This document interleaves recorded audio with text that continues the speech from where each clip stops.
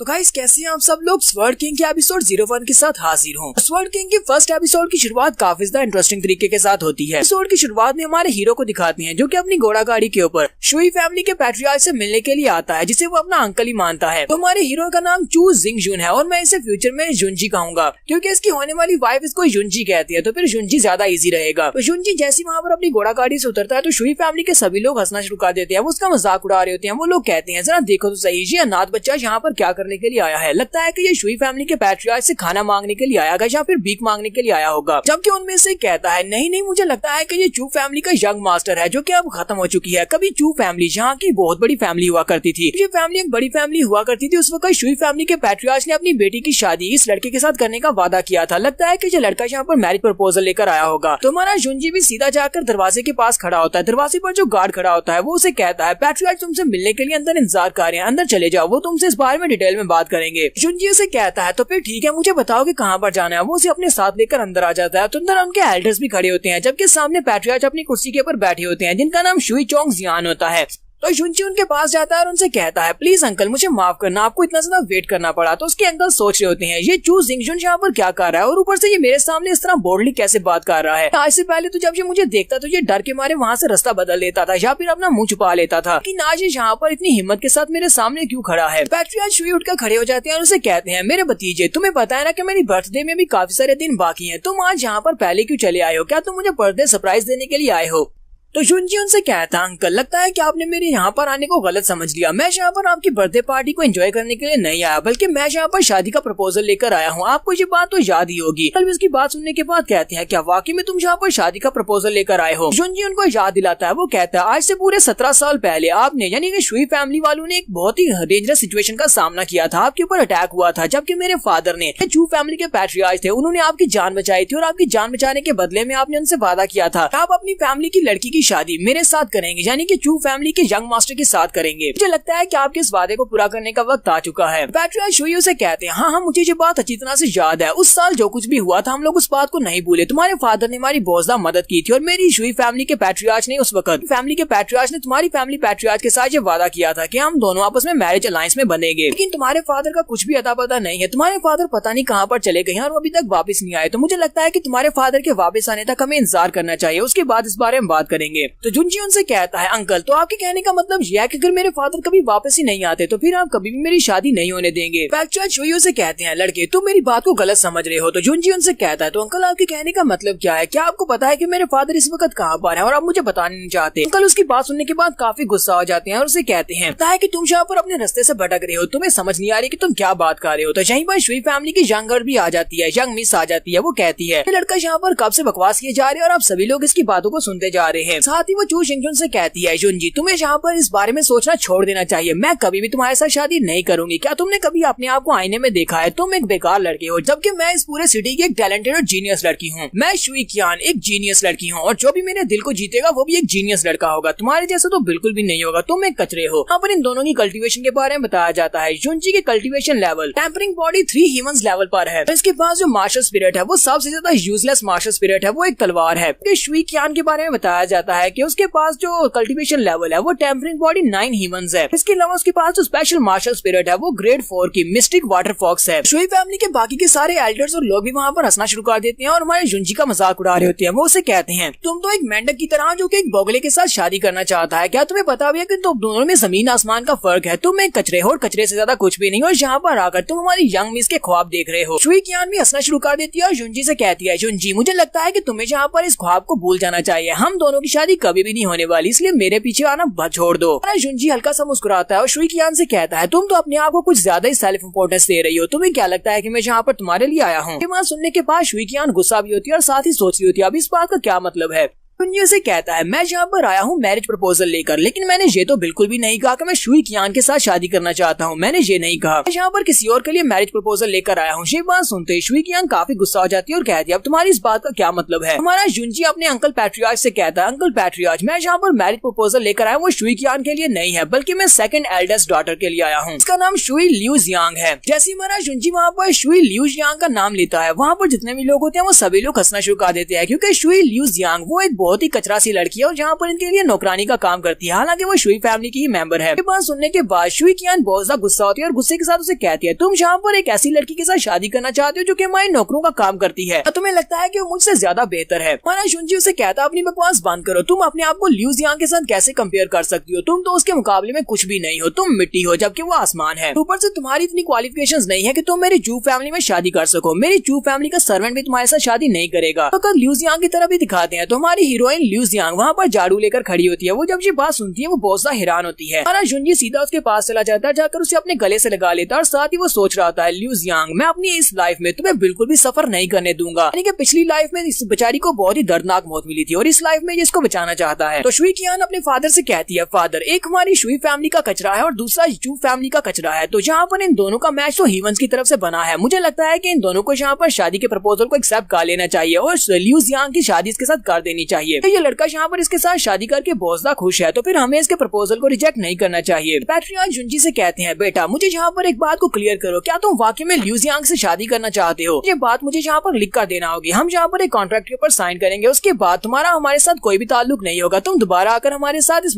Marriage alliance की बात नहीं करोगे। तुम्हें एक और बात बता दूं, अगर तुम लियू जियांग के साथ शादी करते हो तो मेरी शुई फैमिली से तुम्हें कुछ भी बेनिफिट हासिल नहीं होंगे, क्योंकि ये सिर्फ और सिर्फ एक लॉली सर्वेंट है। जुनजी आगे ससना शुरू कर देता और कहता, अंकल मैंने यहाँ पर बेनिफिट की बात की कब है? ये बेनिफिट मेरे लिए बहुत ज्यादा है कि मैं यहाँ पर लियू जियांग से शादी करने वाला हूँ, आप बस जल्दी से कॉन्ट्रैक्ट लेकर आए। फिर साथ ही हमारा जुनजी उसे कहता है, आपको यहाँ पर सभी के सामने अनाउंस करना होगा कि आज के बाद से लियू जियांग का तुम्हारी शुई फैमिली के साथ कोई भी ताल्लुक नहीं है। ये बाद चू फैमिली की बहू होगी और जो मेरे साथ शादी करके यहाँ से जाने वाली है, जहाँ पर मैं तुम्हें इस बात का वादा दूंगा कि आज के बाद हमारा चू फैमिली का तुम्हारी शुई फैमिली के साथ कोई भी ताल्लुक नहीं रहेगा और मैं ना ही आकर दोबारा मैरिज प्रपोजल की तुमसे बात करूंगा। साथ ही हमारा जुनजी लियू जियांग से कहता है, लियू जियांग क्या तुम मुझसे शादी करना चाहती हो? वो उसे कहती है, जुनजी हाँ मैं तुमसे शादी करना चाहती हूँ। पैट्रियार्क कहते हैं, चलो ये तो बहुत अच्छी बात है, अगर मेरे भतीजे को यहाँ पर किसी से प्यार है और उससे शादी करना चाहती है, चलो जल्दी से पेन और इंक लेकर आओ और साथ ही कॉन्ट्रैक्ट भी लेकर आओ। वो लोग जल्दी से यहाँ पर एक कॉन्ट्रैक्ट बना देते हैं और उसे कहते हैं, चलो यहाँ पर आकर साइन करो। युई कियान भी उसे कहती है, तुम दोनों एक दूसरे के साथ बिल्कुल परफेक्ट मैच हो, दोनों ही गरीब और थके हुए कचरे हो। जी आगे बढ़ता है, जाकर पेपर के ऊपर साइन कर देता और कहता है, जी यहाँ पर युई कियान को चैलेंज करता है और उसे कहता है, आज से ठीक 1 साल के बाद तुम देखना, यहाँ पर डायनेस्टी का 5 मार्शल हाउसेस ओपन सिलेक्शन होने वाली है। उस वक्त मैं तुम्हें दिखाऊंगा कि कौन यहाँ पर किससे ज्यादा स्ट्रॉन्ग है और कौन कचरा है। युई कियान भी उसकी बात सुनने के बाद सोच रही होती है, क्या वाकई में ये 1 साल के बाद इतना बदल सकता है कि ये मुझे हरा दे? ऐसा कैसे हो सकता है? साथ ही वो अपने आप में कहती है, ऐसा नहीं हो सकता, यहाँ पर 10 साल गुजर जाए या फिर 100 साल गुजर जाए, ये कभी भी मेरे लेवल तक नहीं पहुँच सकता। हमारा शुनजी तो काफी रोमांटिक अंदाज में अपनी वाइफ को वहाँ से उठाकर बाहर की तरफ निकलता है। वो अपनी वाइफ को उठाकर अपने घर की तरफ चल रहा होता है, जबकि वहाँ पर जितने लोग होते हैं गली में वो सारे के सारे हंस रहे होते हैं और कहते हैं, कचरे ने कचरे से शादी कर ली। हमारा शुनजी अपनी वाइफ को लेकर अपने घर में वापस आता है। वो उसे कहता है, चलो ठीक है लियू जियांग आ जाओ, आज के बाद तुम मेरे साथ मेरे घर में रहोगी, आज से तुम चू फैमिली की एक मेंबर हो, आज के बाद तुम्हारा नाम चू लियू जियांग होगा। दोनों घोड़ा गाड़ी से उतरते हैं और अपने घर की तरफ देखती हैं। लियू जियांग यहाँ पर चू फैमिली के घर की तरफ देखती है और उसे याद आता है पास्ट की मेमोरीज, जब यहाँ पर चू फैमिली जहाँ की सारी सबसे बड़ी फैमिली हुआ करती थी। यहीं पर हमें बैकग्राउंड सीन भी दिखाया जाते हैं कि कभी ये फैमिली जहाँ की सबसे बड़ी फैमिली हुआ करती थी और यहाँ पर बहुत ज्यादा खुशियां मनाई जाती थी, बहुत सारे लोग हुआ करते थे, तो इनका घर भी टूट फूट चुका है। लेकिन एक दिन कुछ ऐसा हुआ, किसी ने चू फैमिली के खिलाफ साजिश की और इनके जितने भी एल्डर्स हैं उन सभी को एक ही बार में मार डाला और उनके मरने के साथ ही जुनजी की मदर कहीं पर गायब हो गई और उसके फादर जुनजी की मदर को ढूंढने के लिए चले गए और आज तक वो वापस नहीं आए। उनका कभी पता नहीं चल सका कि वो उसकी मदर को ढूंढने के लिए कहाँ गए हैं। के बाद जुनजी बेचारा अकेला रह गया। ये एक छोटा सा बच्चा था, लेकिन इसे यहाँ पर सभी लोगों की बुलीनेस को बर्दाश्त करना पड़ा। अकेला जी यहाँ पर क्या कर सकता था? उसके फैमिली के जितने भी एक्सपर्ट्स और एल्डर्स थे वो सारे के सारे तो पहले से मारे जा चुके थे। अकेला जुनजी यहाँ पर इन सभी लोगों की बातों को बर्दाश्त करता रहा और यहाँ तक पहुंचा। जुनजी अपने घर को देखकर वहाँ पर ये सारी मेमोरीज सोच रहा होता है, जबकि उसी वक्त लियू जियांग उसे कहती है, जुनजी तुम किस बारे में सोच रहे हो? जुनजी उसे कहता है, मैं यहाँ पर तुम्हें लेने के लिए जल्दी में चला गया और मैं इस बारे में भूल गया था कि घर को रिपेयर भी करना है, ऐसे टूटे फूटे घर में मेरे साथ रहना होगा। लियू जियांग उसे कहती है, तुम यहाँ पर मुझसे शादी करने के लिए वहाँ पर गए, सभी के सामने मुझसे शादी की बात की है, मैं तुम्हारे साथ इस टूटे फूटे घर में तो क्या झोंपड़ी में भी रह सकती हूँ। अरे जुनजी के पास एक नटखट सा नौकर भी है, वो वहाँ पर सामने से भागता हुआ आ रहा था और उसने हाथ में एक मुर्गी पकड़ी होती है। वो भागता हुआ आता है और कहता है, यंग मास्टर मैं एक मुर्गा पकड़ कर लाया हूँ, चलो जल्दी से इस मुर्गे को पकड़कर आज सेलिब्रेट करते हैं, आज रात हम लोग तुम्हारी शादी का जश्न मनाएंगे। जुनजी उसे कहता है, जाहू ये तुम क्या कर रहे हो और तुम किसका मुर्गा पकड़ कर ले आए हो? तो जाहू से कहता है, यंग मास्टर अगर तुमने मेरी जान नहीं बचाई होती तो अब तक मैं भूख के मारे सड़क के ऊपर मर चुका होता। ये तो सब कुछ तुम्हारी वजह से है कि मैं अभी तक जिंदा हूँ और तुमने मुझे अपने घर में नहीं रखा होता और खाना पीना नहीं दिया होता तो मैं मर चुका होता। जुनजी उसे कहता है, अच्छा ठीक है, ज्यादा इमोशनल होने की जरूरत नहीं है, फिर जाओ जाकर इस मुर्गे को पका कर लाओ, हम सभी लोग मिलकर इस मुर्गे को सेलिब्रेट करेंगे। इसके बाद नेक्स्ट सीन हमें टेबल का दिखाया जाता है जहाँ पर ये लोग पेट भर कर उसकी कड़ी बनाते हैं और फिर उसको खा जाते हैं। सभी लोग अपना पेट भर कर बैठे होते हैं। आज का खाना यंग मास्टर जुंजी ने पकाया होता है और उसे कहता है, यंग मास्टर तुम्हारे कुकिंग स्किल्स तो वाकई में बहुत ज्यादा अच्छे हैं, मैंने तो पेट भर कर खाया है। लिu जियांग ने भी वहाँ पर पेट भर कर खाना खाया होता है। जुंजी अपनी वाइफ से कहता है, प्लीज मुझे माफ करना, मैं सिर्फ इसी तरह ही खाना पका सकता हूँ, इससे ज्यादा अच्छा मुझे बनाना नहीं आता। वो उसे कहती है, लेकिन मुझे तो ये बहुत ज्यादा अच्छा लगा। यहीं पर जाओहा जुंजी की वाइफ से कहता है, मैडम अब जबकि तुम दोनों की शादी हो गई और तुम दोनों हस्बैंड एंड वाइफ हो, तो मुझे लगता है कि आज रात तुम दोनों का एक ही रूम में बंदोबस्त करना चाहिए, तुम दोनों एक ही बिस्तर पर सोने वाले हो। ये बात सुनते ही लिu जियांग बहुत ज्यादा शर्मा जाती है और भागती हुई कहती है, नहीं नहीं, मैं किसी को भी अपने रूम में नहीं आने दूंगी, ये मेरे रूम में नहीं आएगा, मैं जा रही हूँ। वो जल्दी से जाकर अपने रूम में जाकर दरवाजा बंद कर देती है। जबकि जाओहा अपने यंग मास्टर से कहता है, यंग मास्टर बिल्कुल भी परेशान होने की जरूरत नहीं है, मेरे पास एक स्पेयर की भी है, आप रात के वक्त दरवाजा खोलकर अंदर चले जाना। पर हम लोग एपिसोड 1 का एंड करेंगे और नेक्स्ट एपिसोड में देखेंगे कि आगे हमारे जुंजी की लाइफ में और कौन कौन से एडवेंचर आने वाले हैं। एपिसोड की एक्सप्लेनेशन अच्छी लगी हो तो कमेंट करके जरूर बताइएगा। चैनल को सब्सक्राइब कर दे, वीडियो को लाइक और शेयर कर दें। शुक्रिया।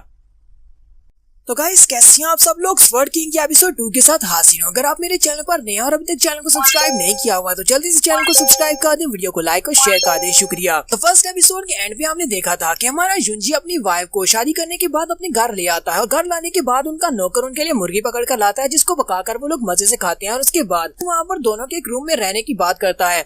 लिu जियांग जल्दी से भागती हुई रूम के अंदर चली जाती है और दरवाजा बंद कर लेती है। यहाँ पर जाओहा हमारे जुंजी से कहता है, मास्टर आपको परेशान होने की जरूरत नहीं है, मेरे पास एक स्पेयर की है, आप उस की को लेकर रात को वक्त दरवाजा खोलना और अंदर चले जाना। और साथ ही जाओहा वहाँ पर बड़ी गंदी गंदी इमेजिनेशंस कर रहा होता है। जुंजी उसके सर में जबरदस्त पंच मारता और कहता है, बेवकूफ, तुम यहाँ पर किस तरह की गंदी बातें सोच रहे हो, तुमने तो यहाँ पर स्पेयर की भी छुपा कर रखी हुई है, कहीं तुम रात के वक्त मुझे भी सोते हुए तो नहीं देखते। अब हम मार खाने के बाद उसे कहता है, यंग मास्टर मुझे पता चल गया है कि मैंने यहाँ पर कुछ गलत किया है, अब मैं बंद दरवाजे के पीछे बैठकर अपने गुनाहों के ऊपर जाकर पछतावा करने वाला हूँ। जुंजी उसे कहता है, चलो जल्दी से वापस आओ। वो उसे कहता है, यंग मास्टर क्या हुआ, क्या तुमने इरादा बदल लिया, क्या मैं जल्दी से तुम्हारे लिए चाबी लेकर आऊँ? जुंजी से कहता है, बेवकूफ, ये बात नहीं है, मैं कल्टीवेट करने के लिए जा रहा हूँ, इसलिए मैं चाहता हूँ कि लिu जियांग का तुम ध्यान रखना। जाओहा उसे कहता है, ठीक है यंग मास्टर, मैं मैडम का ख्याल रखूंगा। हमारा जुंजी उसे छोड़कर अपने रूम में चला जाता है, जहाँ पर वो बैठकर कल्टीवेट कर रहा होता है। उसके पास एक स्पेशल स्टोन होता है जिसको रेजुरेक्शन स्टोन कहा जाता है या फिर रीइंकार्नेशन स्टोन कहा जाता है। इसी रीइंकार्नेशन स्टोन की मदद से वो कई हजार साल आगे अपनी जिंदगी गुजारने के बाद, मरने के बाद दोबारा से रीइंकार्नेट हुआ है, जैसे कि बाकी की सारी स्टोरीज में हमेशा होता है। कि सीरीज में भी ऐसा ही होता है कि काफी हजारों साल आगे जिंदगी गुजारने के बाद ये लोग वापस से अपनी 16-17 साल की उम्र में दोबारा रीइंकार्नेट हो जाते हैं। और यहाँ पे भी वही कहानी है। मुझे यहाँ पर उस स्टोन को अपने हाथ में पकड़ता है और कहता है, प्रीवियस लाइफ में इसी स्टोन ने मेरी जान बचाई और मैं वापस से अपनी इस लाइफ में रीइंकार्नेट हो पाया हूँ। इसको जिस बंदे ने मारा था उसका नाम जाओ जिंगटियान है। जी कहता है, जाओ जिंगटियान ने एक बार मेरी जान बचाई थी और उसके बाद हम दोनों एक दूसरे के ब्रदर बन गए। वो मेरा बहुत ही अच्छा दोस्त था, लेकिन मुझे इस बारे में बिल्कुल भी अंदाजा नहीं था कि वो मेरे खिलाफ एक प्लान बना रहा है और लास्ट पर वही बंदा होगा जिसकी तलवार मेरी बॉडी के अंदर दंसेगी। प्रीवियस लाइफ में जाओ जिंगटियान ही वो बंदा था जिसने इसको मार दिया था, उसके बाद ये दोबारा रीइंकार्नेट हुआ है। जी कहता है, ये तो बहुत ही अच्छी बात है कि मेरे पास ये वाला स्पेशल क्रिस्टल था। इस स्पेशल क्रिस्टल की मदद से और जिंगटियान के मुझे मारने के बाद मैं इस रीइंकार्नेशन स्टोन को यूज करते हुए वापस से अपनी 16 साल की उम्र में दोबारा रीइंकार्नेट हो गया हूँ। साथ ही वो कहता है, जी कहता है, अपनी पिछली लाइफ में मुझे अच्छी तरह से याद है कि मैं इसी दिन शुई फैमिली में उनकी बेटी की शादी के लिए प्रपोजल की बात करने के लिए गया था, लेकिन उस वक्त मैं शुई कियान से शादी की बात करने के लिए गया था, जिसकी वजह से उन्होंने मुझे बहुत ही बुरी तरह से पीटा और मैं बहुत ज्यादा जख्मी हो गया था। और उसके बाद उनकी नौकरानी लिu जियांग थी जिसने मेरा बहुत ज्यादा ख्याल रखा, यहाँ तक कि वो मुझे मेडिसिन देती और मेरी इंजरीज को हील होने तक वो मेरे साथ रही। के बाद हम दोनों ने एक दूसरे के साथ रहने का फैसला किया। मुझे उससे प्यार हो गया था, मैं उसे अपने साथ लेकर उन डायनेस्टी के डिफरेंट प्लेसेस पर गया। हम लोग बहुत सारी जगहों पर गए, लेकिन एक ऐसी जगह पर गए जहाँ पर एक मॉन्स्टर ने मेरे पर अटैक किया। मेरी जान बचाने के लिए लिu जियांग उस मॉन्स्टर के सामने आ गई और उस मॉन्स्टर ने उसको मार दिया और उस मॉन्स्टर के हाथों वो लिu जियांग की मौत हो गई। लेकिन इस लाइफ में मैं चाहता हूँ कि मैं लिu जियांग को अपनी वाइफ बनाकर उसे बहुत ही अच्छी जिंदगी दे सकूं। इस लाइफ में मैं जो कुछ उसे नहीं दे सका, इस लाइफ में उसे जरूर दूंगा और इस बार मैं किसी भी मॉन्स्टर के हाथों से लिu जियांग को मरने नहीं दूंगा। जी कहता है, लगता है कि पैट्रियार्च अंकल को लगता है कि मुझे इस बारे में नहीं पता मेरे फादर कहाँ पर है, ये सब कुछ उन्हीं का किया धरा है। ये पैट्रियार्च, शुई फैमिली के पैट्रियार्च और साथ में युन मार्शल अकेडमी वालों, इन लोगों का काम है। इन लोगों ने मिलकर मेरे फादर को गायब किया है। युनजी कहता है, मैं युन में मार्शल स्कूल वालों का तो कुछ भी नहीं बिगाड़ सकता, क्योंकि वो लोग काफी ज्यादा पावरफुल है और उनकी पावर ज्यादा है, उनके पास बहुत सारे एक्सपर्ट्स हैं। लेकिन शुई फैमिली वाले, मैं इनका तो बिगाड़ सकता हूँ, मुझे इनसे बदला लेना है, तो सबसे पहले इन्हीं से बदला लिया जाएगा। युनजी कहता है, तो मेरे पास जो स्पेशल रिइंकार्नेशन स्टोन है। इसका स्पेशल फायदा ये है कि इसके अंदर अपनी एक स्पेस है। उस स्पेस के अंदर अगर मैं टाइम गुजारूंगा शहर के एक दिन के वहाँ पर 5 दिन के बराबर होंगे। इसका मतलब ये है कि मैं अंदर जाकर काफी सारी कल्टीवेशन कर सकता हूँ, बाहर सिर्फ एक ही दिन गुजरेगा। तो यहाँ पर अपने स्टोन के अंदर चला जाता है और स्टोन के अंदर जाने के बाद वहाँ पर उसने एक बुक भी रखी होती है जो कि उसकी प्रीवियस लाइफ से है। इसके अंदर बहुत सारी मार्शल आर्ट्स की टेक्निक लिखी हुई है। जुंजी कहता है मैं इस वक्त बॉडी टेम्परिंग राम के तीसरे लेवल पर हूँ, मुझे 7 लेवल्स और ज्यादा अचीव करने होंगे तब जाके मैं स्पिरिट राम में पहुंच पाऊंगा। इन डायनेस्टी की मीटिंग में 1 साल के बाद जो होने वाली है उसमें मैं सभी लोगों को बहुत ज्यादा हैरान करने वाला हूँ। हमारा जुंजी सारी रात वहीं पर स्टोन के अंदर रहकर अपनी कल्टीवेशन को पूरा करता है, जबकि अगले दिन सुबह सुबह टू फैमिली का एक और यंग मास्टर वहाँ पर आता है जो कि इसका रिश्ते में कजन ही लगता है। वो दरवाजे के ऊपर किक मारता है, दरवाजे को तोड़कर अंदर आ जाता है और चिल्लाकर कहता है जो जुंजी तुम कहाँ पर हो, चलो जल्दी से यहाँ पर बाहर आओ। तुम यहाँ पर बाहर नहीं आते तो उसके बाद ये मत कहना कि मैंने तुम्हारे पर जरा भी तरस नहीं खाया, क्योंकि मैं तुम्हारे पर तरस नहीं खाने वाला। हमारा जुंजी जल्दी से बाहर निकलता है और उसे कहता है चू जैंग तुम यहाँ पर क्या कर रहे हो और इस बात का क्या मतलब है, तुमने हमारा दरवाजा क्यों तोड़ दिया। जैंग भी आगे से हंसना शुरू कर देता है और कहता है जुंजी तुम हमारे पैट्रियार्च बनने के लायक नहीं हो, तुमने शुई फैमिली के घर जाकर एक नौकरानी से शादी कर ली। तुम्हें इस बात का जरा भी अंदाजा है, तुमने हमारी चू फैमिली का नाम मिट्टी में मिला दिया। ये तो एक नौकरानी है, पता नहीं इसका कैरेक्टर भी ढीला होगा, तुमने इसके साथ शादी क्यों की। जल्दी से पैट्रियार्च की सील हमारे हवाले करो, तुम पैट्रियार्च के बेटे होने के लायक नहीं हो, ना ही हमारे अगले पैट्रियार्च होने के लायक हो। इसी वक्त हमारा जुंजी आगे बढ़ता है और उसके मुंह पर एक जबरदस्त थप्पड़ मारता है और उसे कहता है ये वाला थप्पड़ मेरी बीवी को इंसल्ट करने की वजह से, तुमने मेरी बीवी को यहाँ पर कैरेक्टरलेस कैसे कहा। चू जैंग भी इस बात से काफी गुस्सा होता है, लेकिन साथ ही वो सोच रहा था यहाँ पर हो क्या रहा है। ये तो बॉडी टेम्परिंग राम के 3rd लेवल पर है कि मैं बॉडी टेम्परिंग के 4th लेवल पर हूँ, फिर ये मुझे यहाँ पर इतनी जोर से थप्पड़ कैसे मार सकता है। हमारा जुंजी उसे फिर से एक थप्पड़ मारता है और उसे कहता है ये वाला थप्पड़ मैंने तुम्हें इसलिए मारा है क्योंकि तुम एक थप्पड़ खाने के बाद तो मारने वाले हो नहीं, इसी वजह से मैंने तुम्हें एडवांस में दूसरा थप्पड़ में मार दिया। जुंजी पीछे की तरफ मुड़ जाता है और उसे कहता है चलो अब जल्दी से दफा हो जाओ, मैं तुम्हें और ज्यादा नहीं मारने वाला। जबकि चू जैंग बहुत ज्यादा गुस्सा होता है, वो उसे कहता है जुंजी तुमने यहाँ पर हद पार कर दी, तुम्हारी हिम्मत कैसे हुई मुझे थप्पड़ मारने की। साथ ही वो वहाँ पर अपनी मास्टर स्पिरिट को रिलीज करता है। वो अपनी मास्टर स्पिरिट को रिलीज करता है जो कि सिंगल हॉर्न फ्रेंजी काउ होती है, वो एक बड़ी सी गाय होती है जिसके सर के ऊपर एक सिंगल हॉर्न होता है, एक सींग होता है। इसकी स्पेशल मास्टर स्पिरिट होती है। वो अपनी मास्टर स्पिरिट को रिलीज करते हुए अपनी तलवार के साथ आगे बढ़ता है और हमारे जाउची से कहता है, जाउची ने जुंजी से कहता है कि अब मैं तुम्हें दिखाने वाला हूँ कि मैं यहाँ पर क्या कर सकता हूँ, तुम तो एक बेकार लड़के हो। उसके ऊपर मास्टर स्पिरिट से अटैक करता है तो वहाँ पर एक धमाका होता है। जुंजी अपनी वाइफ को लेकर पीछे की तरफ जंप करता है कि चू जैंग हंस रहा होता है और उसे कहता है तुम एक कचरे थे और आज भी एक कचरे हो जिसके पास कोई भी मास्टर स्पिरिट नहीं है, तो अब जल्दी से अपनी गोल्डन सी को मेरे हवाले करो क्योंकि तुम हमारे पैट्रियार्च होने के लायक नहीं हो। तो फिर से उसके ऊपर अटैक करने के लिए आगे बढ़ने लगता है, जबकि उसी वक्त जुंजी बड़ी स्पीड से आगे बढ़ता है और नीचे की तरफ से होते हुए उसके पेट में एक जबरदस्त पंच मारता है। वो पंच इतना पावरफुल होता है चू जैंग उड़ता हुआ दरवाजे से बाहर जाकर गिरता है, अपने दोस्तों के साथ टकराता है और वो तीनों ही बाहर गिर जाते हैं। जुंजी उसी के हाथ से उसकी तलवार को भी छीन लेता है। उसकी तलवार को छीनने के बाद वो उससे उसकी तरफ फेंक देता है। वो तलवार सीधी जाकर उसकी टांगों के बीच जाकर गिरती है, जिसकी वजह से उस बेचारे का मुर्गा भी बहुत ज्यादा घबरा जाता है और वहाँ पर एक जोरदार चीख मारता है। चू जैंग बेचारे के तो पसीने छूट चुके होते हैं। वो सोच रहा था ऐसा कैसे हो सकता है, इतना ज्यादा कैसे बदल गया, ये तो हमारी चू फैमिली का कचरा था। चू जैंग वहाँ पर उठकर खड़ा होता है और उसे कहता है लड़के तुमने यहाँ पर हमें धोखा दिया, मुझे नहीं बल्कि पूरी फैमिली को धोखा दिया, तुमने अपनी एबिलिटीज को छुपा कर रखा। 3 दिन के बाद हमारी फैमिली मीटिंग में देखना मैं तुम्हारा क्या हाल करता हूँ, आज मैं तुम्हें यहाँ पर छोड़ देता हूँ। तुम्हारा जुंजी गुस्से के साथ उसकी तरफ देखता और कहता है तुम अभी तक यहाँ पर क्या कर रहे हो, दफा हो जाओ। जुंजी अपने दोनों दोस्तों के साथ बड़ी स्पीड से वहाँ पर भागना शुरू करता है, जबकि उसका मुर्गा उसके पीछे पीछे भाग रहा होता है। इन सभी के वहाँ से चले जाने के बाद जुंजी की वाइफ उसे कहती है प्लीज मुझे माफ करना, लगता है ये सब कुछ मेरी वजह से हो रहा है। जुंजी उसे कहता है नहीं, ये सभी लोग कब से मेरी गोल्डन सील के ऊपर नजर रखे हुए हैं, मैं पैट्रियार्च का बेटा था और मेरे पास उनकी गोल्डन सील है, ये वो सील मुझसे हटाना चाहते हैं, लेकिन मैं इनमें से किसी को भी ये सील नहीं दूंगा। ल्यूसियांग उसे कहती है लेकिन 3 दिन के बाद फैमिली क्लैन मीटिंग होने वाली है, उसमें तुम क्या करोगे। वो उसे कहता है तुम्हें बिल्कुल ही परेशान होने की जरूरत नहीं है, मैं सब कुछ संभाल लूंगा, मैंने पहले से प्लान बनाया हुआ है। हमारा जुंजी फिर से अपनी कल्टीवेशन रूम में चला जाता है और कल्टीवेशन रूम में जाने के बाद वो अपनी मास्टर स्पिरिट को रिलीज करता है जो कि एक स्वर्ड होती है, लेकिन वो टूटी फूटी तलवार होती है, उसके ऊपर काफी सारे क्रैक्स पड़े होते हैं। जुंजी कहता है मैंने ये तो बिल्कुल भी नहीं सोचा था कि चू जैंग के पास जो मास्टर स्पिरिट है वो भी एक 2nd ग्रेड की मास्टर स्पिरिट है, वो एक बहुत ही पावरफुल काउ है, लेकिन मेरे पास जो मास्टर स्पिरिट है वो एक टूटी फूटी दरारों वाली ये वाली तलवार है। जुंजी कहता है मुझे लगता है कि मेरी तलवार कुछ ज्यादा ही बेकार है, अगर मैं मार्केट से जाकर कोई आयरन की तलवार खरीदूंगा तो वो भी ज्यादा बेहतर होगी इस तलवार से।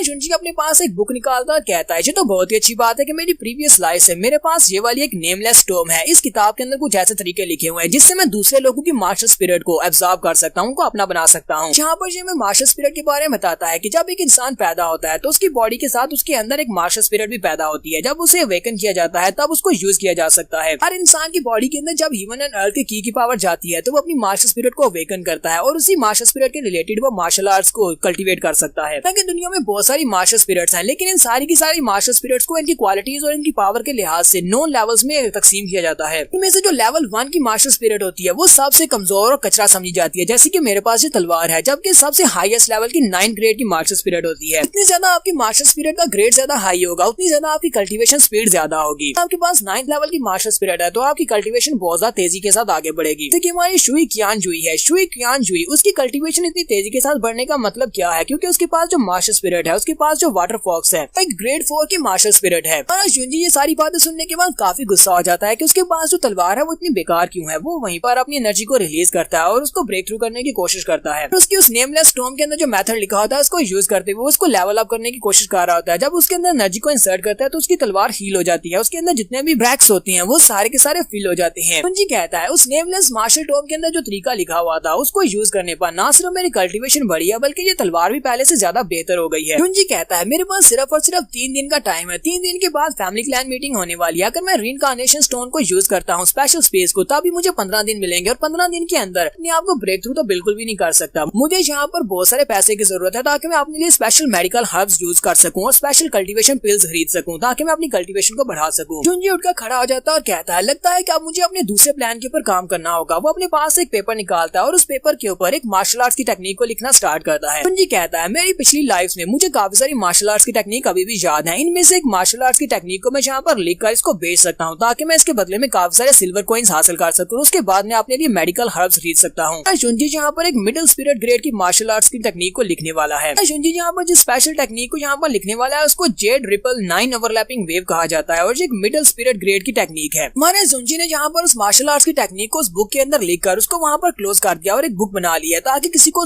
पता ना चले कि इसने अभी इस टेक्निक को यहाँ पर इसके ऊपर लिखा है। मार्केट में जाकर इसको बेचने वाला है। तो नेक्स्ट एपिसोड में देखेंगे क्या ये इस मार्शल आर्ट्स की टेक्निक को बेच पाएगा। एपिसोड की एक्सप्लेनेशन अच्छी लगी तो कमेंट करके जरूर बताइएगा। चैनल को सब्सक्राइब कर दे, वीडियो को लाइक और शेयर कर दें। शुक्रिया।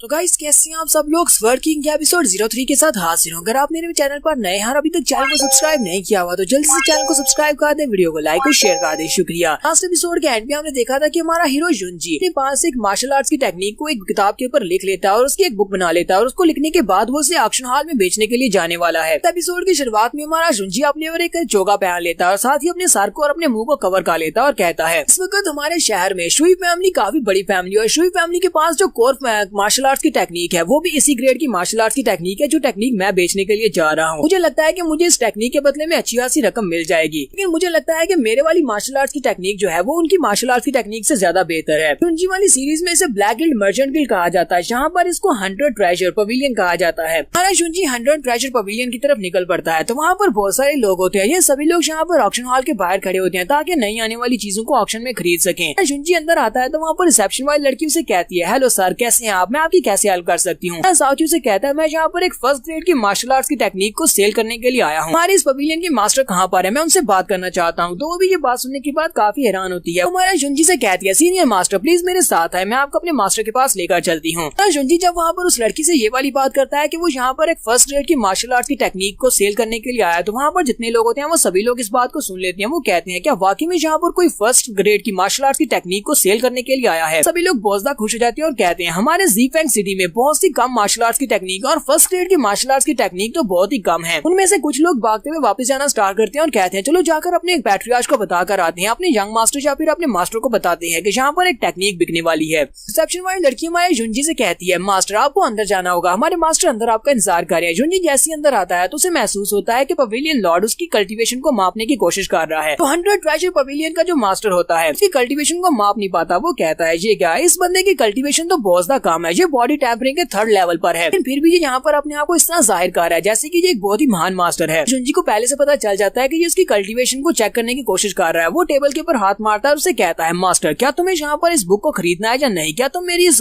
बुक को ऑक्शन करोगे या नहीं, फिर तुम्हें यहाँ पर मेरी बैकग्राउंड के जानने का ज्यादा शौक है, क्या तुम्हें जानना है कि मेरी बैकग्राउंड क्या है, मेरी कल्टीवेशन लेवल क्या है जो तुम यहाँ पर मेरी कल्टीवेशन लेवल को चेक कर रहे हो। मास्टर को उसकी बात सुनने के बाद झटका लगता है कि इसको पहले से पता चल गया कि मैं इसकी कल्टीवेशन को चेक कर रहा हूँ। जुंजी उसे कहता है अब मैं यहाँ से जा रहा हूँ, मैं यहाँ पर अपनी बुक को नहीं बेचूंगा। वो उसे कहते हैं, या मास्टर प्लीज यहाँ पर रुके। सीनियर मास्टर आप तो गुस्सा कर गए, पता है कि मैंने यहाँ पर आपके साथ बहुत ही बुरा बर्ताव किया है, प्लीज मुझे माफ करें, आपको यहीं पर रुकना चाहिए। हम लोग आपकी इस मार्शल आर्ट की बुक को यहाँ पर ऑक्शन जरूर करेंगे। हमारे जुंजी को वहाँ पर बैठने का कहता है, साथ ही वो सोच रहा होता है, मुझे लगता है ये कोई बहुत ही सीनियर मास्टर है जो कि अपनी कल्टीवेशन को यहाँ पर छुपा रहा है। मुझे इस बात से क्या फर्क पड़ता है, अगर ये यहाँ पर अच्छी बुक को सेल करने वाला है, इससे हमें भी काफी मुनाफा होगा। उसके बाद वो जुंजी से कहता है, मास्टर मैंने सुना है कि आपके पास एक मार्शल आर्ट्स की बुक है, आप ऑक्शन करना चाहते हैं, जो कि फर्स्ट ग्रेड की मार्शल स्पिरिट वाली बुक है। जुंजी अपने पास से वो बुक निकालता है और उसकी तरफ फेंक देता है और कहता है, चेक कर लो, ये एक मिडिल स्पिरिट ग्रेड की मार्शल आर्ट्स की टेक्निक वाली बुक है। जब वो उसको ओपन करता है तो उसके अंदर वाकई में मिडिल ग्रेड की मार्शल आर्ट्स की टेक्निक लिखी होती है। ये देखकर वो बहुत ज्यादा खुश हो जाता है और कहता है, ये बुक तो वाकई में बहुत ज्यादा अच्छी है। अगर मैं यहाँ पर गैस लगाऊं तो मुझे लगता है कि हमें इस बुक की starting bid 2 lakh silver coin से स्टार्ट करनी चाहिए। तो इस बारे में कोई कहना है तो आप कह सकते हैं, अगर आपको बिड बढ़ानी है तो आप कह सकते हैं। जुंजी उसे कहता है, नहीं मुझे कुछ नहीं कहना, तुम लोग यहीं से स्टार्ट करो। उसके बाद वो नौकर को बताते हैं और वो बाहर आकर सभी लोगों को बता देता है कि यहाँ पर हम लोग एक मिडिल ग्रेड की मार्शल आर्ट्स की टेक्निक को ऑक्शन करने वाले हैं, सभी लोग रेडी रहना। वो उनको टाइम भी बता देते हैं, तो वो सभी लोग जल्दी से भागना शुरू करते हैं और कहते हैं, चलो जल्दी से आकर मास्टर को बुला कर लाते हैं, क्योंकि यहाँ पर एक मिडिल ग्रेड की मार्शल आर्ट्स की टेक्निक बिकने वाली है। वाली टेक्निक अगर हमारी फैमिली के हाथ लग जाती है तो हम लोग भी शुई फैमिली के बराबर आ जाएंगे। ये वाली टेक्निक तो खरीदनी ही है, चाहे कितनी महंगी क्यों ना हो। सभी लोग वहाँ से भाग जाते हैं और अपने अपने मास्टर्स को बताने के लिए चले जाते हैं। हमारा जुंजी उन सभी का रिएक्शन देखने के बाद सोच रहा था, ये तो बड़ी अफसोस की बात है कि मेरे पास अभी इतनी ज्यादा की पावर नहीं है कि मैं इससे ज्यादा हाई लेवल की मार्शल आर्ट्स की टेक्निक को लिख सकूं। हाल के लिए मैं इसी मार्शल आर्ट्स की टेक्निक को लिख सकता था जो कि मिडिल ग्रेड की मार्शल आर्ट्स की टेक्निक है, हालांकि मैं इससे हाई लेवल की टेक्निक्स को भी लिख सकता हूँ। थोड़ी देर के बाद वहाँ पर रिसेप्शन वाला बंदा आता है और उन सभी लोगों से कहता है, सभी लोग चुप हो जाओ, शोर मचाना बंद करो, हम लोग अपनी 100 ट्रेजर पवेलियन की ऑक्शन को आज फाइनली ऑफिशियली स्टार्ट करने वाले हैं। साथ ही वो कहता है, तो जल्दी से उस आइटम को लेकर आओ जो हम लोग यहाँ पर सेल करने वाले हैं। लड़की अपने हाथ में एक ट्रे लाती है और उसके अंदर वो बुक रखी होती है। वो आती है उन लोगों से कहती है, ऑक्शन में आए हुए सभी लेडीज एंड जेंटलमैन, आप सभी लोगों को यहाँ पर वेलकम कहती हूँ। आज जूनियर यहाँ पर नहीं आ सकी तो मैं उसकी जगह के ऊपर इस वाली ऑक्शन को रिप्रेजेंट करने वाली हूँ। तो सभी लोग उसे देखकर बहुत ज्यादा खुश होते हैं, कुछ लोग तो उसे देखकर लाट टपका रहे होते हैं क्योंकि वो लड़की बहुत ज्यादा खूबसूरत होती है। साथ ही वो सभी लोगों से कहती है, चलो जल्दी से खामोश हो जाओ, तो मैं यहाँ पर तुम्हारे सामने उस मार्शल आर्ट्स की बुक को रिप्रेजेंट करने वाली हूँ। ये वाली मार्शल आर्ट्स की टेक्निक ये एक मिडिल ग्रेड की मार्शल आर्ट्स की टेक्निक है, एक बहुत ही स्पेशल टेक्निक है जिसका नाम J999 ओवरलैपिंग वेव्स है। हम लोग इसकी starting bid 2 lakh silver coin से करने वाले हैं। तो तुम में से कौन यहाँ पर इस सिल्वर कॉइन के बदले में इसको खरीदना चाहेगा, कौन यहाँ पर बिडिंग को स्टार्ट करेगा। वहाँ पर बिडिंग स्टार्ट करने का कहा जाता है तो सबसे पहले एक बंदा वहाँ पर 2,30,000 पर बिडिंग करता है, जबकि उसके बाद वाला 2,50,000 पर पहुंच जाता है। वक्त वहाँ पर एक और बड़ी फैमिली का यंग मास्टर आता है और वो सीधा 3 लाख पे पहुंच जाता है। इसी यंग मास्टर यहाँ पर एंट्री मारता है, वो सभी लोग यंग मास्टर की तरफ देखकर वहीं पर खामोश हो जाते हैं और कहते हैं, शे हम लोग तो इस बुक को यहाँ पर खरीदना चाहते थे, लेकिन लगता है कि अब हम लोग बुक नहीं खरीद सकते क्योंकि यंग मास्टर यहाँ पर आ चुका है। क्योंकि ये लड़का युनमेंग मार्शल हाउस का यंग मास्टर है। युनमेंग मार्शल हाउस शुई फैमिली के अलावा यहाँ पर दूसरी बड़ी फैमिली है। फैंग सिटी में टोटल 5 बड़े मार्शल हाउसेज हैं, जिनमें से ये वाले 2 हाउसेज बहुत ज्यादा बड़े और पावरफुल हैं। तो शुई की भी वहाँ पर आ जाती है और यहाँ पर बिडिंग को आगे बढ़ा देती है। वो 4 लाख सिल्वर कॉइन्स इसकी बिड लगाती है। लोग उसकी तरफ देखते हैं और कहते हैं, ये तो फैंग सिटी के नंबर 1 जीनियस और ब्यूटी है, ये तो शुई कियान है। यंग मास्टर जिन भी उसकी तरफ देखता और कहता है, तो शुई कियान भी यहाँ पर आई है, ये कमीनी यहाँ पर क्या कर रही है। भी आगे बढ़ती है और उसे कहती है, बिग ब्रदर जिन प्लीज मुझे माफ करना अगर मैंने यहाँ पर आकर तुम्हारे सारे के सारे प्लान्स को खराब कर दिया हो, कि ये वाली मार्शल आर्ट्स की टेक्निक हमारी फैमिली के लिए बहुत ही इंपॉर्टेंस रखती है, इसी वजह से मैं चाहती हूँ कि ब्रदर प्लीज तुम इससे पीछे हट जाओ, ये वाली टेक्निक मुझे खरीदने दो। यंग मास्टर जिन आगे से हंसना शुरू कर देता, फिर साथ ही उसे कहता, अब जब कियान जो खुद मुझसे रिक्वेस्ट कर रही है तो फिर ठीक है मैं पीछे हट जाता हूँ, ठीक है तुम इस वाली टेक्निक को अपने लिए रख सकती हो, तुम इसको खरीद लो, ठीक है। सभी लोग वहीं पर खामोश हो जाते हैं, जबकि उसी वक्त वहाँ पर ऐलान कर दिया जाता है हमारी टेक्निक शुई फैमिली को 4 लाख सिल्वर कॉइन्स में दी जाती है। बाकी सभी से कहा जाता है कि ऑक्शन खत्म हो गई। ऑक्शन के खत्म होने के बाद ऑप्शन वाली लड़की उस बुक को हमारी शुई कियान को दे देती है और कहती है, तो ये वाली टेक्निक आज से तुम्हारी हुई। यंग मास्टर जिन वहीं पर खड़ा हुआ बहुत ज्यादा गुस्से के साथ शुई कियान की तरफ देख रहा होता है और कहता है, ये कमीनी कहाँ से यहाँ पर पहुंच आई है, अगर हमारी दोनों फैमिली के दरमियान में अलायंस नहीं होती तो मैं इस लड़की को यहीं पर मार देता। तो उस मार्शल आर्ट्स की टेक्निक को खरीद लेने के बाद शुई कियान वो यंग मास्टर जिन के साथ गप्पे लगा रही होती है, वो दोनों हंस कर बातें कर रहे होते हैं, जबकि हमारा युंजी ऊपर खड़ा ये सब कुछ देख रहा होता है और कहता है, बात तो वाकई में अब सच साबित हो गई है कि इन दोनों फैमिलीज के दरमियान में कोई ना कोई रिलेशन तो है, जिसकी वजह से दोनों गप्पे लगा रहे हैं। अंडर ट्रेजर पवेलियन का जो मास्टर होता है वो उन लोगों से कहता है, जहाँ पर आए जिस बंदे ने इस मार्शल आर्ट्स की टेक्निक को जहाँ पर सेल किया है वो ये मास्टर है, आप इन मास्टर से मिल सकते हैं। शुई फैमिली के पैट्रियार्च भी वहाँ पर आए होते हैं। पैट्रियार्च वहाँ पर आते हैं और क्या सोच रहे होते हैं, हमारी शुई फैमिली की जो मार्शल आर्ट्स की टेक्निक है वो भी एक मिडिल ग्रेड की मार्शल आर्ट्स की टेक्निक है, लेकिन इस सीनियर मास्टर ने यहाँ पर जिस मार्शल आर्ट्स की टेक्निक को सेल किया है, मार्शल आर्ट्स की टेक्निक हमारी मार्शल आर्ट्स की टेक्निक से काफी ज्यादा बेहतर है। शुई फैमिली के पैट्रियार्च सोच रहे होते हैं, मुझे इस सीनियर मास्टर के साथ बहुत ही अच्छा रिलेशन रखना होगा ताकि फ्यूचर में इनसे फायदा उठाया जा सके। पैट्रियार्च आगे बढ़ते हैं और जाकर उसे ग्रीट करते हैं और कहते हैं, मैं मैं शुई चोंगजियान फेंग सिटी से आपका नाम जानना चाहता हूँ, मेरे मेहमान बनना चाहेंगे। बाकी के सभी लोग भी काफी हैरान हो जाते हैं। जुनजी उसे यहाँ पर कहता है कि मेरा नाम वी कियान है, इसके अलावा मेरे बारे में और कुछ भी बताने के लायक नहीं है। अब क्योंकि तुमने स्पेशल टेक्निक को खरीद लिया है तो ये टेक्निक अब तुम्हारी हुई। वी फैमिली के पैट्रियार्च अपने पास से थैली निकालते हैं और कहते हैं इसके अंदर स्पिरिट स्टोन्स है, पूरे 40 स्पिरिट स्टोन्स है। एक स्पिरिट स्टोन 10,000 सिल्वर कॉइन्स के बराबर है। जुनजी उसके पास से वो थैली ले लेता है और थैली लेने के बाद पीछे मुड़ जाता है। पैट्रियार्च उसे कहते हैं सीनियर जरा रुके। शुई कियान भी उसे कहती है पैट्रियार्च रुके, हमारी बात सुने। यहाँ पर अपनी तारीफें करते हुए उसे कहती है प्लीज सीनियर यहाँ पर रुके, मैं शुई कियान हूँ, जी फेंग सिटी के नंबर 1 जीनियस और नंबर 1 ब्यूटी। आपको यहाँ पर देखकर मैं आपको एडमायर कर रही हूँ। मैं यहाँ पर आपको अपनी शुई फैमिली में इनवाइट करना चाहती हूँ, प्लीज हमारे साथ आए, हमारे ऑनर्ड गेस्ट बनकर हमारे घर पर आकर डिनर करें। जुनजी उसकी तरफ देखता है और उसे कहता है मैं तुम्हें जानता हूँ, तुम्हारा नाम शुई कियान है। शुई कियान उसे कहती है सीनियर आप मेरे बारे में जानते हैं, ये तो इस बारे में बिल्कुल भी नहीं पता था कि आपको मेरे बारे में पता है। जुनजी उसे कहता है मुझे तुम्हारे बारे में कैसे नहीं पता हो सकता, पूरे के पूरे शहर में तुम्हारा ही तो नाम चल रहा है। ऐसी लड़की हो जिसने अपनी शादी से भागने का फैसला किया, तुमने अपने पुराने मंगेतर जिसके साथ तुम्हारी शादी तय की गई थी उसको छोड़ दिया। अलावा तुम बहुत ज्यादा गुस्से वाली हो, तुम बहुत ज्यादा अनरीजनेबल हो, तुम दूसरे लोगों को बहुत ज्यादा कम मांगती हो।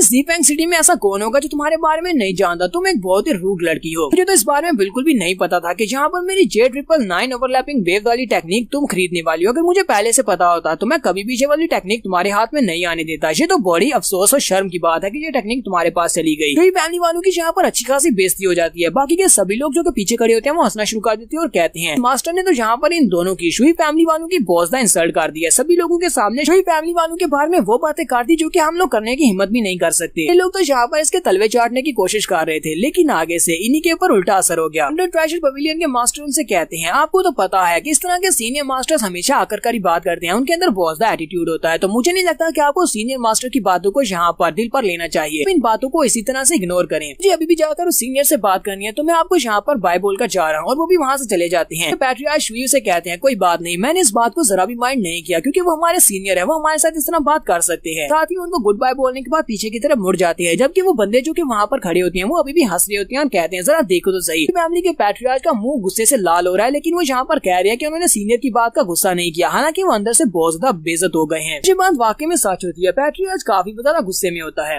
मास्टर जिन की तरफ दिखाते हैं वो भी यहीं पर छुपा होता है, वो यहीं पर छुपकर इंतजार कर रहा होता है। वो कहता है पता नहीं ये मिस्टीरियस सीनियर कौन है, चलो देखते हैं क्या है ये बुढ़ा मास्टर है कौन। तो यहाँ पर हम लोग अपनी एपिसोड 03 का एंड करेंगे। तो नेक्स्ट एपिसोड में देखेंगे क्या हमारे जुनजी का राज यहीं पर खुल जाएगा, क्या इन सभी को पता चल जाएगा हमारा जुनजी कोई सीनियर मास्टर नहीं बल्कि ये शुई फैमिली का चू फैमिली का कचरा है। तो एपिसोड की एक्सप्लेनेशन अच्छी लगी हो तो कमेंट करके जरूर बताइएगा। चैनल को सब्सक्राइब कर दें, वीडियो को लाइक और शेयर कर दें। शुक्रिया।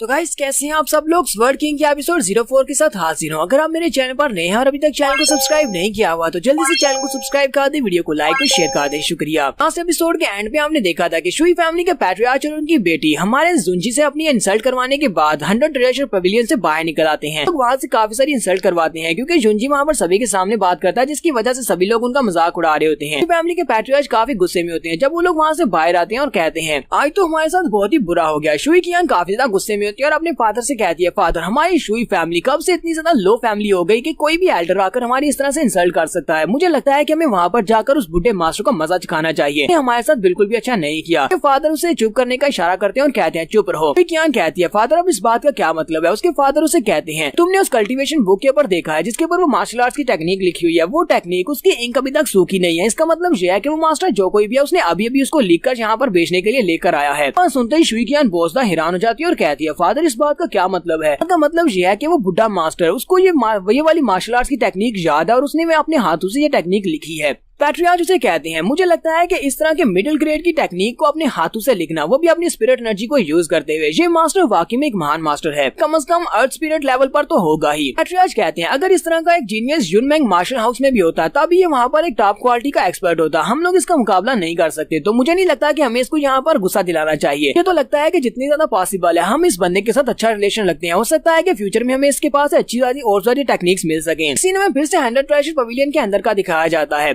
पवेलियन के अंदर खड़ा होता है, जबकि मास्टर उसके पास आता है और उसे कहता है, सीनियर मुझे लगता है कि मैंने आपको कुछ ज्यादा इंतजार करवा दिया, आप यहाँ पर खड़े क्यों हैं? लगता है कि आपको मुझसे कुछ और काम है। हमारा जुंजी जल्दी से अपने ऊपर से अपना चोगा उतार देता है। जैसे ही वो अपना चोगा उतारता है, लेकिन मास्टर उसे देखकर बहुत हैरान हो जाता है और कहता है ऐसा कैसे हो सकता है, तुम तो चू जिंगजुन हो। हमारा जुंजी उसे कहता है मैंने तो ऐसा बिल्कुल भी नहीं सोचा था कि मैनेजर किन मुझे आसानी से पहचान लेंगे। तो मैनेजर किन आप तो मुझे पहचानते हैं। मैनेजर किन उसकी बात सुनने के बाद सोच रहे होते हैं मैं इसको कैसे नहीं पहचान सकता। चू फैमिली कभी हमारी ज़ीफेंग सिटी की सबसे बड़ी फैमिली हुआ करती थी। चू फैमिली तो डिस्ट्रॉय हो चुकी है। चू फैमिली के पास अब ज्यादा कुछ नहीं बचा, लेकिन मुझे क्या पता था कि चू फैमिली के यंग मास्टर के पास अभी भी एक मिडिल ग्रेड की इस तरह की मार्शल आर्ट्स की टेक्निक बची होगी। कि चू फैमिली के पैट्रियार्च अपने बेटे के लिए काफी सारी टेक्निक्स छोड़कर गए हैं। इसके साथ अच्छा रिलेशन रखना चाहिए। मैनेजर किन उसे कहती है यंग मास्टर चू क्या मैं आपसे जान सकता हूँ कि आपको यहाँ पर कुछ और चीज चाहिए या नहीं? आप यहाँ पर रुके हुए हैं तो मुझे लगता है कि आपको हमारे पवेलियन से कुछ और चाहिए होगा। जुंजी अपने पास से पैसों का थैला निकालता है और उसकी तरफ फेंकते हुए कहता है जुंजी उसे कहता है मुझे 30 बॉडी टेम्परिंग पिल्स चाहिए, इसके अलावा 10 स्पिरिट नॉरिशिंग पिल्स चाहिए। मैनेजर किन उसे कहते हैं यंग मास्टर ठीक है मैं आपके लिए अरेंज करवाता हूँ। फिर साथ ही वो अपनी रिसेप्शन वाली लड़की से कहता है जो मास्टर ने कहा बिल्कुल वो लेकर आओ, मास्टर चू के लिए सारी चीजें लेकर आओ। वो कहती है ठीक है मास्टर मैं लेकर आती हूँ। अंदर जाती है और अंदर से वो सारी चीजें पैक करके ले आती है। मैनेजर किन उसे कहते हैं मास्टर चू आपने जहाँ पर जितनी चीजें खरीदी हैं उसका बिल 1 लाख सिल्वर कॉइन्स बनता है, लेकिन क्योंकि आपने यहाँ पर अपनी चीजों को ऑक्शन किया है इसी वजह से मैं आपको 10% डिस्काउंट देता हूँ। जुंजी उसे कहता है मास्टर आपका बहुत बहुत शुक्रिया। तो वो उसके सामने वो पिल वाली बॉटल रखते हैं तो जुंजी उनमें से एक बॉटल को उठाता है और उसको देखकर काफी हैरान होता है। मैनेजर किन उसे कहते हैं अब क्या हुआ यंग मास्टर, क्या आपको ये पिल पसंद नहीं आई, क्या यहाँ पर कोई मसला है? जुंजी उन पिल्स को देखकर उसे कहता है तुम्हारी जो पिल्स बहुत ज्यादा लो क्वालिटी की हैं, नहीं लगता कि तुम यहाँ पर खराब क्वालिटी की पिल्स बेच रहे हो। किन उसकी बात सुनने के बाद गुस्सा हो जाता है क्योंकि वहीं पर दरवाजे के पीछे उनकी मास्टर होती है जो कि इस पूरे के पूरे पवेलियन की मास्टर है जिसने इन सारी पिल्स को बनाया है। हमारे जुंजी से कहता है यंग मास्टर मुझे लगता है कि आपको सोच समझकर बात करनी चाहिए। जुंजी फिर से उसे कहता है मुझे लगता है कि तुम्हारी इन पिल्स की क्वालिटी बहुत ज्यादा खराब है, ये बहुत ही घटिया क्वालिटी की है। तुम्हें क्या लगता है कि मैं यहाँ पर ऊंची आवाज में बात नहीं कर सकता? तुम्हें लगता है कि मुझे नहीं पता कि दरवाजे के पीछे तुम्हारी मास्टर बैठी हुई है? उसी वक्त दरवाजा खुलता है और पवेलियन की मास्टर बाहर निकलती है। पवेलियन की मास्टर ने अपने बालों के अंदर एक आर्टिफैक्ट लगाया होता है, किसी को पता ना चले कि ये एक हाई ग्रेड का आर्टिफैक्ट है। तो हमारा जुंजी से देखते पहचान जाता है और कहता है इसने अपने बालों में एक आर्टिफैक्ट लगाया हुआ है जिसके अंदर से कुछ इस तरह की वेव्स निकल रही हैं जिसकी वजह से ये लोगों को सेड्यूस कर सकती है। जुंजी कहता है इस लड़की को तो सेडक्शन की आर्ट भी आती है, मुझे लगता है कि नॉर्मल लोग तो इसके झांसे में फंस जाते होंगे और उसकी हाँ में हाँ मिलाकर यहाँ से चले जाते होंगे, वो इसको रेजिस्ट नहीं कर सकते। लेकिन मास्टर हमारे जुंजी से कहती है क्या तुम वही लड़की हो जिसने अभी भी यहाँ पर कहा कि मेरी बनाई हुई पिल्स की क्वालिटी बहुत ज्यादा लो है? जुंजी उसे कहता है हाँ मैंने ये कहा है क्योंकि तुम्हारी जो बनाई हुई पिल्स हैं इनकी एफिशिएंसी 40% से भी कम है। यंग मिस आगे हंसना शुरू कर देती है और उसे कहती है जबकि तुमने कहा है कि मेरी बॉडी टेम्परिंग पिल्स के साथ कोई मसला है तो फिर तुम्हें यहाँ पर इस बात को साबित करना होगा। क्या तुम्हारे पास इस बात का कोई सबूत है? क्या तुम इसको साबित कर सकती हो? अगर चेयर के ऊपर बैठ जाती है और उसे कहती है अगर तुम इस बात को साबित कर सके कि मेरी पिल्स की एवरेज एफिशिएंसी जो 40% से लो है तो फिर मैं यहाँ पर तुम्हें इसके बदले में इनाम दूंगी। अगर तुम यहाँ पर इसको साबित नहीं कर सके तो तुम हमारी 100 ट्रेजर पवेलियन से जिंदा बाहर नहीं जा पाओगे। पवेलियन मास्टर का नाम मिस जूजैन होता है। मैनेजर किन उसे कहते हैं मिस जूजैन प्लीज अपने गुस्से को शांत करें, आपको इस जैसे एक लड़के के साथ बात करने की क्या जरूरत है जिसकी कल्टीवेशन बेस ही बहुत ज्यादा लो है। तो एक सेकंड रैंक की पिल रिफाइनर है, आपकी बनाई हुई पिल्स बहुत ज्यादा अच्छी है, आपको इस लड़के से बात नहीं करनी चाहिए। तो मिस जूजैन गुस्से के साथ उसे कहती है मैनेजर किन तुम्हें यहाँ पर बात करने की इजाजत किसने दी? चुपचाप अपना मुंह बंद करके साइड पर खड़े रहो, मुझे इससे बात करने दो। मैनेजर किन काफी ज्यादा घबरा जाते हैं और कहते हैं ठीक है मैं चुप रहता हूँ। साथ ही वो सोच रहा होता है इस लड़के को पता ही नहीं है इसने यहाँ पर क्या बड़ी गलती कर दिया, इसने हमारी मिस को गुस्सा दिला दिया और जब मिस को गुस्सा आता है तो किसी की भी नहीं सुनती। इन पिल्स को इसने अपने हाथों के साथ बनाया है, इसी वजह से ये यहाँ पर अपनी पिल्स की इंसल्ट तो बिल्कुल भी बर्दाश्त नहीं करेगी। तो मैं इस लड़की को बचाने के लिए यहाँ पर कुछ भी नहीं कर सकता। जुंजी मैनेजर किन के इंटेंशंस को समझ जाता है और उसे कहता है मैनेजर किन सबसे पहले तो आपको थैंक यू बोलता हूँ कि आपने यहाँ पर मेरी जान बचाने के लिए कम से कम आपने मेरा साथ देने की कोशिश की। साथ ही वो कहता है मैंने यहाँ पर जो बात की है कि तुम्हारी पिल्स की एफिशिएंसी 40% से लो है, ये बात बिल्कुल सच है और मैं इस बात को साबित भी कर सकता हूँ। तो मिस जूजैन उसे कहती है लड़के तुम्हारी जुबान तो कुछ ज्यादा ही चलती है, मुझे दिखाओ कि क्या वाकई में तुम इस लायक भी हो कि तुम यहाँ पर इस बात को साबित कर सकते हो या नहीं। देखना चाहती हूँ कि तुम्हारे पास कौन कौन सी कैपेबिलिटीज हैं। हमारा जुंजी उसे यहाँ पर बॉडी टेम्परिंग पिल को बनाने का तरीका बताता है। वो उसे कहता है ये वाली एक ग्रेड 1 की पिल है और इसको बनाने के लिए हमें 3 जड़ी बूटियों की जरूरत पड़ती है। इन तीनों जड़ी बूटियों को आपस में मिक्स करने से पहले हमें ड्यू ड्रॉप के अंदर इसके अंदर जितनी भी इम्प्योरिटीज होती है उन सभी को निकालना पड़ता है। मुझे लगता है कि तुमने ड्यू ड्रॉप के साथ इसके अंदर से इम्प्योरिटीज को रिलीज नहीं किया। अगर हम लोग ड्यू ड्रॉप को यूज करते हुए इम्प्योरिटीज को नहीं निकालेंगे तो पिल इस तरह की बनेगी जिस तरह की पिल्स तुमने बनाई है। इस जूजैन उसकी बात सुनने के बाद कहती है तुमने कहा कि ड्यू वाटर के साथ इसके अंदर से इम्प्योरिटीज को रिलीज करना है, मैंने इस बारे में कभी नहीं सुना और मैंने कभी इस तरीके को यूज नहीं किया। तो जुंजी उसे कहता है तुमने कभी इस बारे में नहीं सुना इसका मतलब ये नहीं है कि ये वाला तरीका एग्जिस्ट नहीं करता, मैंने तुम्हें बता दिया। इस तरह तुम अपनी जितनी भी पिल्स बनाओगी उनकी एफिशिएंसी को बढ़ा सकती हो, कोशिश करके देखो। साथ ही वो उसे कहता है क्या तुम मुझे एक पेपर और इंक दे सकती हो, मैं जहाँ पर तुम्हें तरीका लिख कर देता हूँ। हमारा जुंजी उसे तरीका लिख कर दे देता है। वो उसे कहता है तुम्हें सारे के सारे सीक्वेंस को फॉलो करना होगा और इस सीक्वेंस को फॉलो करते हुए तुम जो बॉडी टेम्परिंग पिल बनाओगी उसकी एफिशिएंसी ज्यादा होगी। मिस यूजैन उसे कहती है ठीक है लड़के, मैं तुम्हारे इसी पिल फार्मूला को फॉलो करते हुए बॉडी टेम्परिंग पिल बनाने की कोशिश करती हूँ। अगर ये तरीका काम कर गया तो मैं तुम्हें यहाँ से जाने दूंगी और तुमसे पैसे भी नहीं लूंगी, ये पिल्स तुम्हें फ्री में मिलेंगी। लेकिन अगर ये तरीका काम नहीं किया और पिल्स की एवरेज वही रही जो पहले थी, फिर मैं तुम्हें यहाँ से नहीं जाने दूंगी। हमारा जुंजी उसे कहता है यंग मिस प्लीज इसको आजमा कर देखें। इस यूजैन भी सोच रही होती है जिस तरह इस लड़के ने मुझे फार्मूला लिख कर दिया, अगर इस पिल फार्मूला के मुताबिक मैं अपनी बॉडी टेम्परिंग पिल्स की इफेक्टिवनेस को बढ़ा सकती हूँ, अगर वो 60% तक भी बढ़ गई तो मुझे लगता है कि मेरा 100 ट्रेजर पवेलियन काफी ज्यादा अमीर हो जाएगा। ये लड़का मुझसे बात कर रहा है, मुझे तो लगता है ये झूठ नहीं बोल रहा है, ये यहाँ पर सच कह रहा है। साथ ही हमारा जुंजी से कहता है मिस यूजैन जरा रुके। यूजैन उसे कहती है अब तुम्हें क्या हुआ, क्या तुम्हें इस बात का अंदाजा हो गया है कि तुमने गलती कर दी और तुम माफी मांगना चाहते हो? ये से कहता है नहीं ऐसी बात नहीं है, ये तो सिर्फ एक छोटा सा बॉडी टेम्परिंग पिल का फार्मूला है, मैं इसके लिए आपसे माफी क्यों मांगूंगा। मुझे पता है कि बॉडी टेम्परिंग पिल को बनाने के लिए आपको थोड़ा सा टाइम चाहिए होगा, इस टाइम के दौरान मैं क्योंकि यहीं पर रहने वाला हूँ तो क्या मैं आपकी कॉलड्रॉन को यूज कर सकता हूँ? इस यूजैन उसे कहती है तुम मेरे कॉलड्रॉन को क्यों यूज करना चाहते हो, क्या तुम भी यहाँ पर पिल्स बनाना चाहते हो? जुंजी उसे कहता है हाँ मैं यहाँ पर कुछ पिल्स बनाना चाहता हूँ, इस पिल के लिए मैं यहाँ पर आपके पास जड़ी बूटियाँ यूज करूंगा, वो सारी की सारी जड़ी बूटियों के लिए मैं डायरेक्टली पे करूंगा। ये बात आपके इस कॉलड्रॉन को यूज करने की, मुझे पता है कि कॉलड्रॉन को यूज करने की भी कीमत पे करना पड़ती है। जब जब आपके कॉलड्रॉन को यूज करूंगा तो एक पिल बनाने पर मैं आपको इस कॉलड्रॉन के यूज करने पर पूरे 1000 सिल्वर कॉइन्स दूंगा। यूजैन उसकी बातें सुनने के बाद सोच रही होती है इस लड़के को अच्छी तरह से पता है कि यहाँ पर चीजों को यूज करते हुए उनकी कीमत किस तरह अदा करनी है। मुझे तो लगता है कि ये लड़का वाकई में यहाँ पर पिल्स रिफाइन करना जानता है। मिस यूजैन सोच रही होती है अगर इस लड़के ने मेरे कॉलड्रॉन को यूज करते हुए यहाँ पर कोई अच्छी पिल बना ली तो मुझे लगता है कि मुझे इस लड़के के साथ एसोसिएशन कर लेनी चाहिए, क्योंकि इस लड़के के साथ हाथ मिलाने से हमें फायदा होगा। मिस यूजैन उसे कहती है फिर ठीक है चलो ठीक है, हम लोग तुम्हारी शर्त को मान लेते हैं, तुम कॉलड्रॉन को भी यूज कर सकती हो और साथ ही यहाँ से जड़ी बूटियां भी यूज कर सकती हो, मैं भी देखना चाहती हूँ कि तुम कौन सी पिल्स बनाते हो। उसके बाद मिस यूजैन अपने कॉलड्रॉन के पास चली जाती है और स्क्रिप्ट को यूज करते हुए कहती है मुझे स्क्रिप्ट के मुताबिक इस पिल फार्मूला को फॉलो करते हुए पिल बनानी होगी, मैंने कभी ड्यू वाटर को यूज करते हुए इम्प्योरिटीज को रिमूव नहीं किया, चलो आज आजमा कर देखते हैं। मिस यूजैन वहाँ पर खड़ी होकर अपनी फायर को रिलीज करती है, क्योंकि यहाँ पर जान फायर को यूज किया जाता है पिल्स को रिफाइन करने के लिए, वो कॉलड्रॉन के अंदर अपनी फायर को ऐड करती है। इसी तरफ हमारा जुंजी भी अपने कॉलड्रॉन के सामने खड़ा होता है, पिल्स को रिफाइन करने के लिए ट्राई कर रहा होता है, जबकि मैनेजर केन उसके पास खड़े होकर सोच रहे होते हैं लड़का यहाँ पर पिल बनाना चाहता है, लेकिन इस लड़के के पास इतनी ज्यादा स्पिरिट एनर्जी नहीं है, क्योंकि पिल बनाने के लिए न सिर्फ हमें जान फायर की जरूरत होती है बल्कि स्पिरिट एनर्जी और साथ में सोल पावर की भी जरूरत होती है। ये लड़का तो बॉडी टेम्परिंग के 3rd स्टेज के ऊपर है और इसके पास अभी इतनी स्पिरिट पावर ना ही सोल पावर है, फिर ये यहाँ पर इस कॉलड्रॉन को कैसे एक्टिवेट कर पाएगा? मुझे लगता है कि ये लड़का यहाँ पर कुछ ज्यादा ही एटीट्यूड दिखा रहा है, ये कर नहीं पाएगा। हमारा जुंजी वहाँ पर बैठे बैठे अपनी एनर्जी को रिलीज करता है और उस कॉलड्रॉन के अंदर अपनी एनर्जी को एंटर करता है और अपनी जान फायर के साथ उसको एक्टिवेट करता है। जुंजी अपनी पिल को बना लेता है और वहीं पर पवेलियन में बैठा होता है, जबकि मास्टर किन वहीं पर सो रहे होते हैं। तो मैनेजर किंग को जब होश आती है तो उठते साथ ही कहते हैं मिस यूजैन आप कहाँ पर है, क्या आप ठीक है? जुंजी उसके पास ही बैठा होता है और कहता है वो तो सिर्फ एक ग्रेड 1 की पिल बना रही है, तुम्हें क्या लगता है कि वहाँ पर क्या धमाका होगा, वो मर जाएगी, तुम उसके लिए इतना ज्यादा परेशान क्यों हो रहे हो? तो थोड़ी देर के बाद मिस यूजैन भी अंदर से बाहर निकल आती है, उसकी तरफ देखता और कहता है तुम्हारे चेहरे के एक्सप्रेशन को देखकर तो लगता है कि मेरा बताया हुआ फार्मूला काम कर गया और तुमने पिल बना ली है, चलो दिखाओगे तुम कौन सी पिल लेकर आई हो। अपने एक छोटी सी डब्बी होती है जिसके अंदर उसने पिल रखी होती है, वो उनसे कह दिया चलो जल्दी से इसको चेक करो, मुझे बताओ कि इसकी एफिशिएंसी कितनी है। मैनेजर किन भी उस पिल को देखकर कहते हैं इसका ऑरा तो बहुत ज्यादा स्ट्रॉन्ग है। तो इस पिल को उठाता है और उसे कहता है ये पिल तो काफी ज्यादा अच्छी है, तुमने इसके अंदर से सारी इम्प्योरिटीज को रिमूव कर दिया है, मुझे लगता है कि अब इस पिल की जो एफिशिएंसी है वो तकरीबन 80% तक पहुंच चुकी है। तो अगर तुम मुझसे पूछो तो तुम्हारी जो पिल यहाँ पर मेरे मुताबिक पास होने के लायक है। हम लोग यहाँ पर अपनी एपिसोड 4 का एंड करेंगे। एपिसोड की एक्सप्लेनेशन अच्छी लगी हो तो कमेंट करके जरूर बताइएगा, चैनल को सब्सक्राइब कर दे, वीडियो को लाइक और शेयर कर दे, शुक्रिया।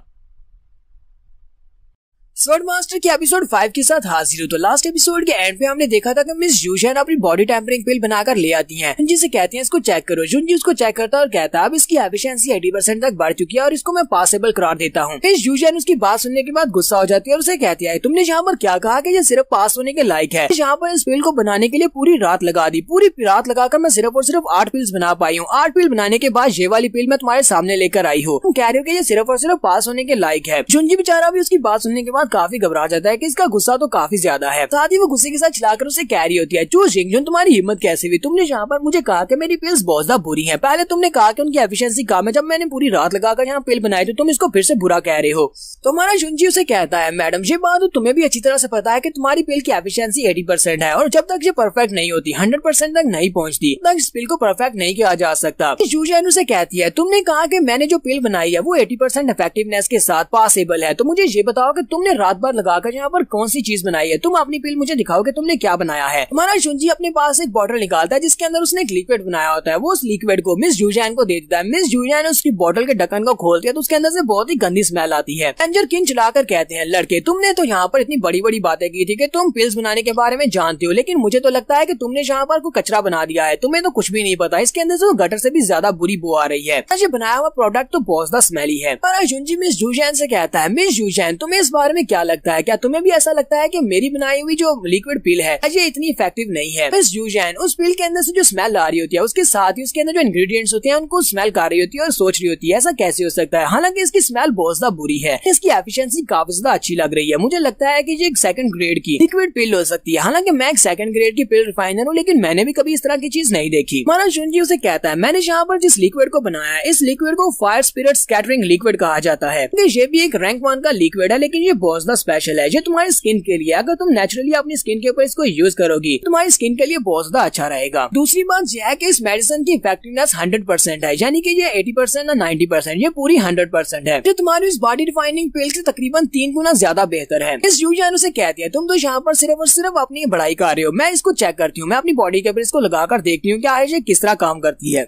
किन फिर से चलाकर उसे कहते हैं, मिस जूजैन प्लीज इसको यूज मत करें, आपको नहीं पता कि ये लिक्विड किस लिए और इसके अंदर से बहुत ही गंदी स्मेल भी आ रही है, कहीं ऐसा ना हो कि ये लड़का आपको पॉइजन दे रहा हो, वो इसको यूज नहीं करना चाहिए। जूजैन उसे कहती है, तुम अपनी बकवास बंद करो, मैं एक सेकंड ग्रेड की पिल रिफाइनर हूँ, तुम्हें लगता है नहीं पता कि इसके अंदर पॉइजन है, मैं इसको स्मेल करके बता सकती हूँ कि इसके अंदर पॉइजन नहीं है। तो वो उसके अंदर से थोड़ा सा लिक्विड लेती है और उसे अपने बाजू के ऊपर लगा देती है। जब वो उसे अपने बाजू के ऊपर लगाती है तो वहाँ से एनर्जी निकलती है और साथ ही उसके बाजू पर दर्द होना स्टार्ट होता है। मैनेजर किन फिर से चिल्लाकर कहते हैं, लड़के तुमने क्या किया, तुमने मिस को पॉइजन दे दिया, देखो उसका बाजू जल रहा है। जुंजी उसे कहता है, तुम्हें अपनी मास्टर को डिस्टर्ब नहीं करना चाहिए। किंग अपने पंच को रेडी करते हुए उसके सामने करते हैं और कहते हैं, अगर मिस जूजैन को कुछ हुआ तो फिर मैं तुम्हें नहीं छोड़ूंगा। तो जुंजी यहाँ पर उन्हें इस फायर स्कैटरिंग लिक्विड के बारे में बताता है। वो उसे कहता है, जब इसे बॉडी के ऊपर अप्लाई किया जाता है तो ये बॉडी के अंदर इम्प्योरिटीज को रिमूव करता है। इस प्रोसेस के दौरान तुम्हें बॉडी के ऊपर इचिंग हो सकती है या फिर दर्द भी हो सकता है, लेकिन ये दर्द बहुत ज्यादा थोड़ा होता है, तुम्हें इस दर्द को बर्दाश्त करना होगा। जूजैन दूसरी तरफ घूम जाती है और वहाँ पर अपनी बाजू को पकड़कर रो रही होती है, जबकि जुंजी उसे कहता है, दर्द तो बहुत ही थोड़ा सा है, तुम इतने दर्द को तो बर्दाश्त कर सकती हो, तुम इतने से थोड़े से दर्द को बर्दाश्त नहीं कर सकती। मुझे लगता है कि तुम इस लायक नहीं हो कि तुम अपनी कल्टीवेशन को आगे बढ़ा सको, तुम्हें कल्टीवेशन को छोड़ देना चाहिए। जूजैन यहाँ पर अपनी इतनी ज्यादा इंसल्ट सुनने के बाद कहती है, नहीं नहीं मुझे तो बिल्कुल भी दर्द नहीं हो रहा, लेकिन अंदर से वो सोच रही होती है, मुझे काफी ज्यादा दर्द हो रहा है, लेकिन इसकी इफेक्टिवनेस काफी ज्यादा अच्छी है, इसने बहुत ही अच्छा लिक्विड बनाया है। इस जूजैन उसे कहती है, यंग मास्टर चू, मैं आपसे इस फार्मूला को खरीदना चाहती हूँ, क्या आप इस स्पेशल लिक्विड के फार्मूला को मुझे बेचना चाहेंगे? मैं अपने इस विला में इस फार्मूला को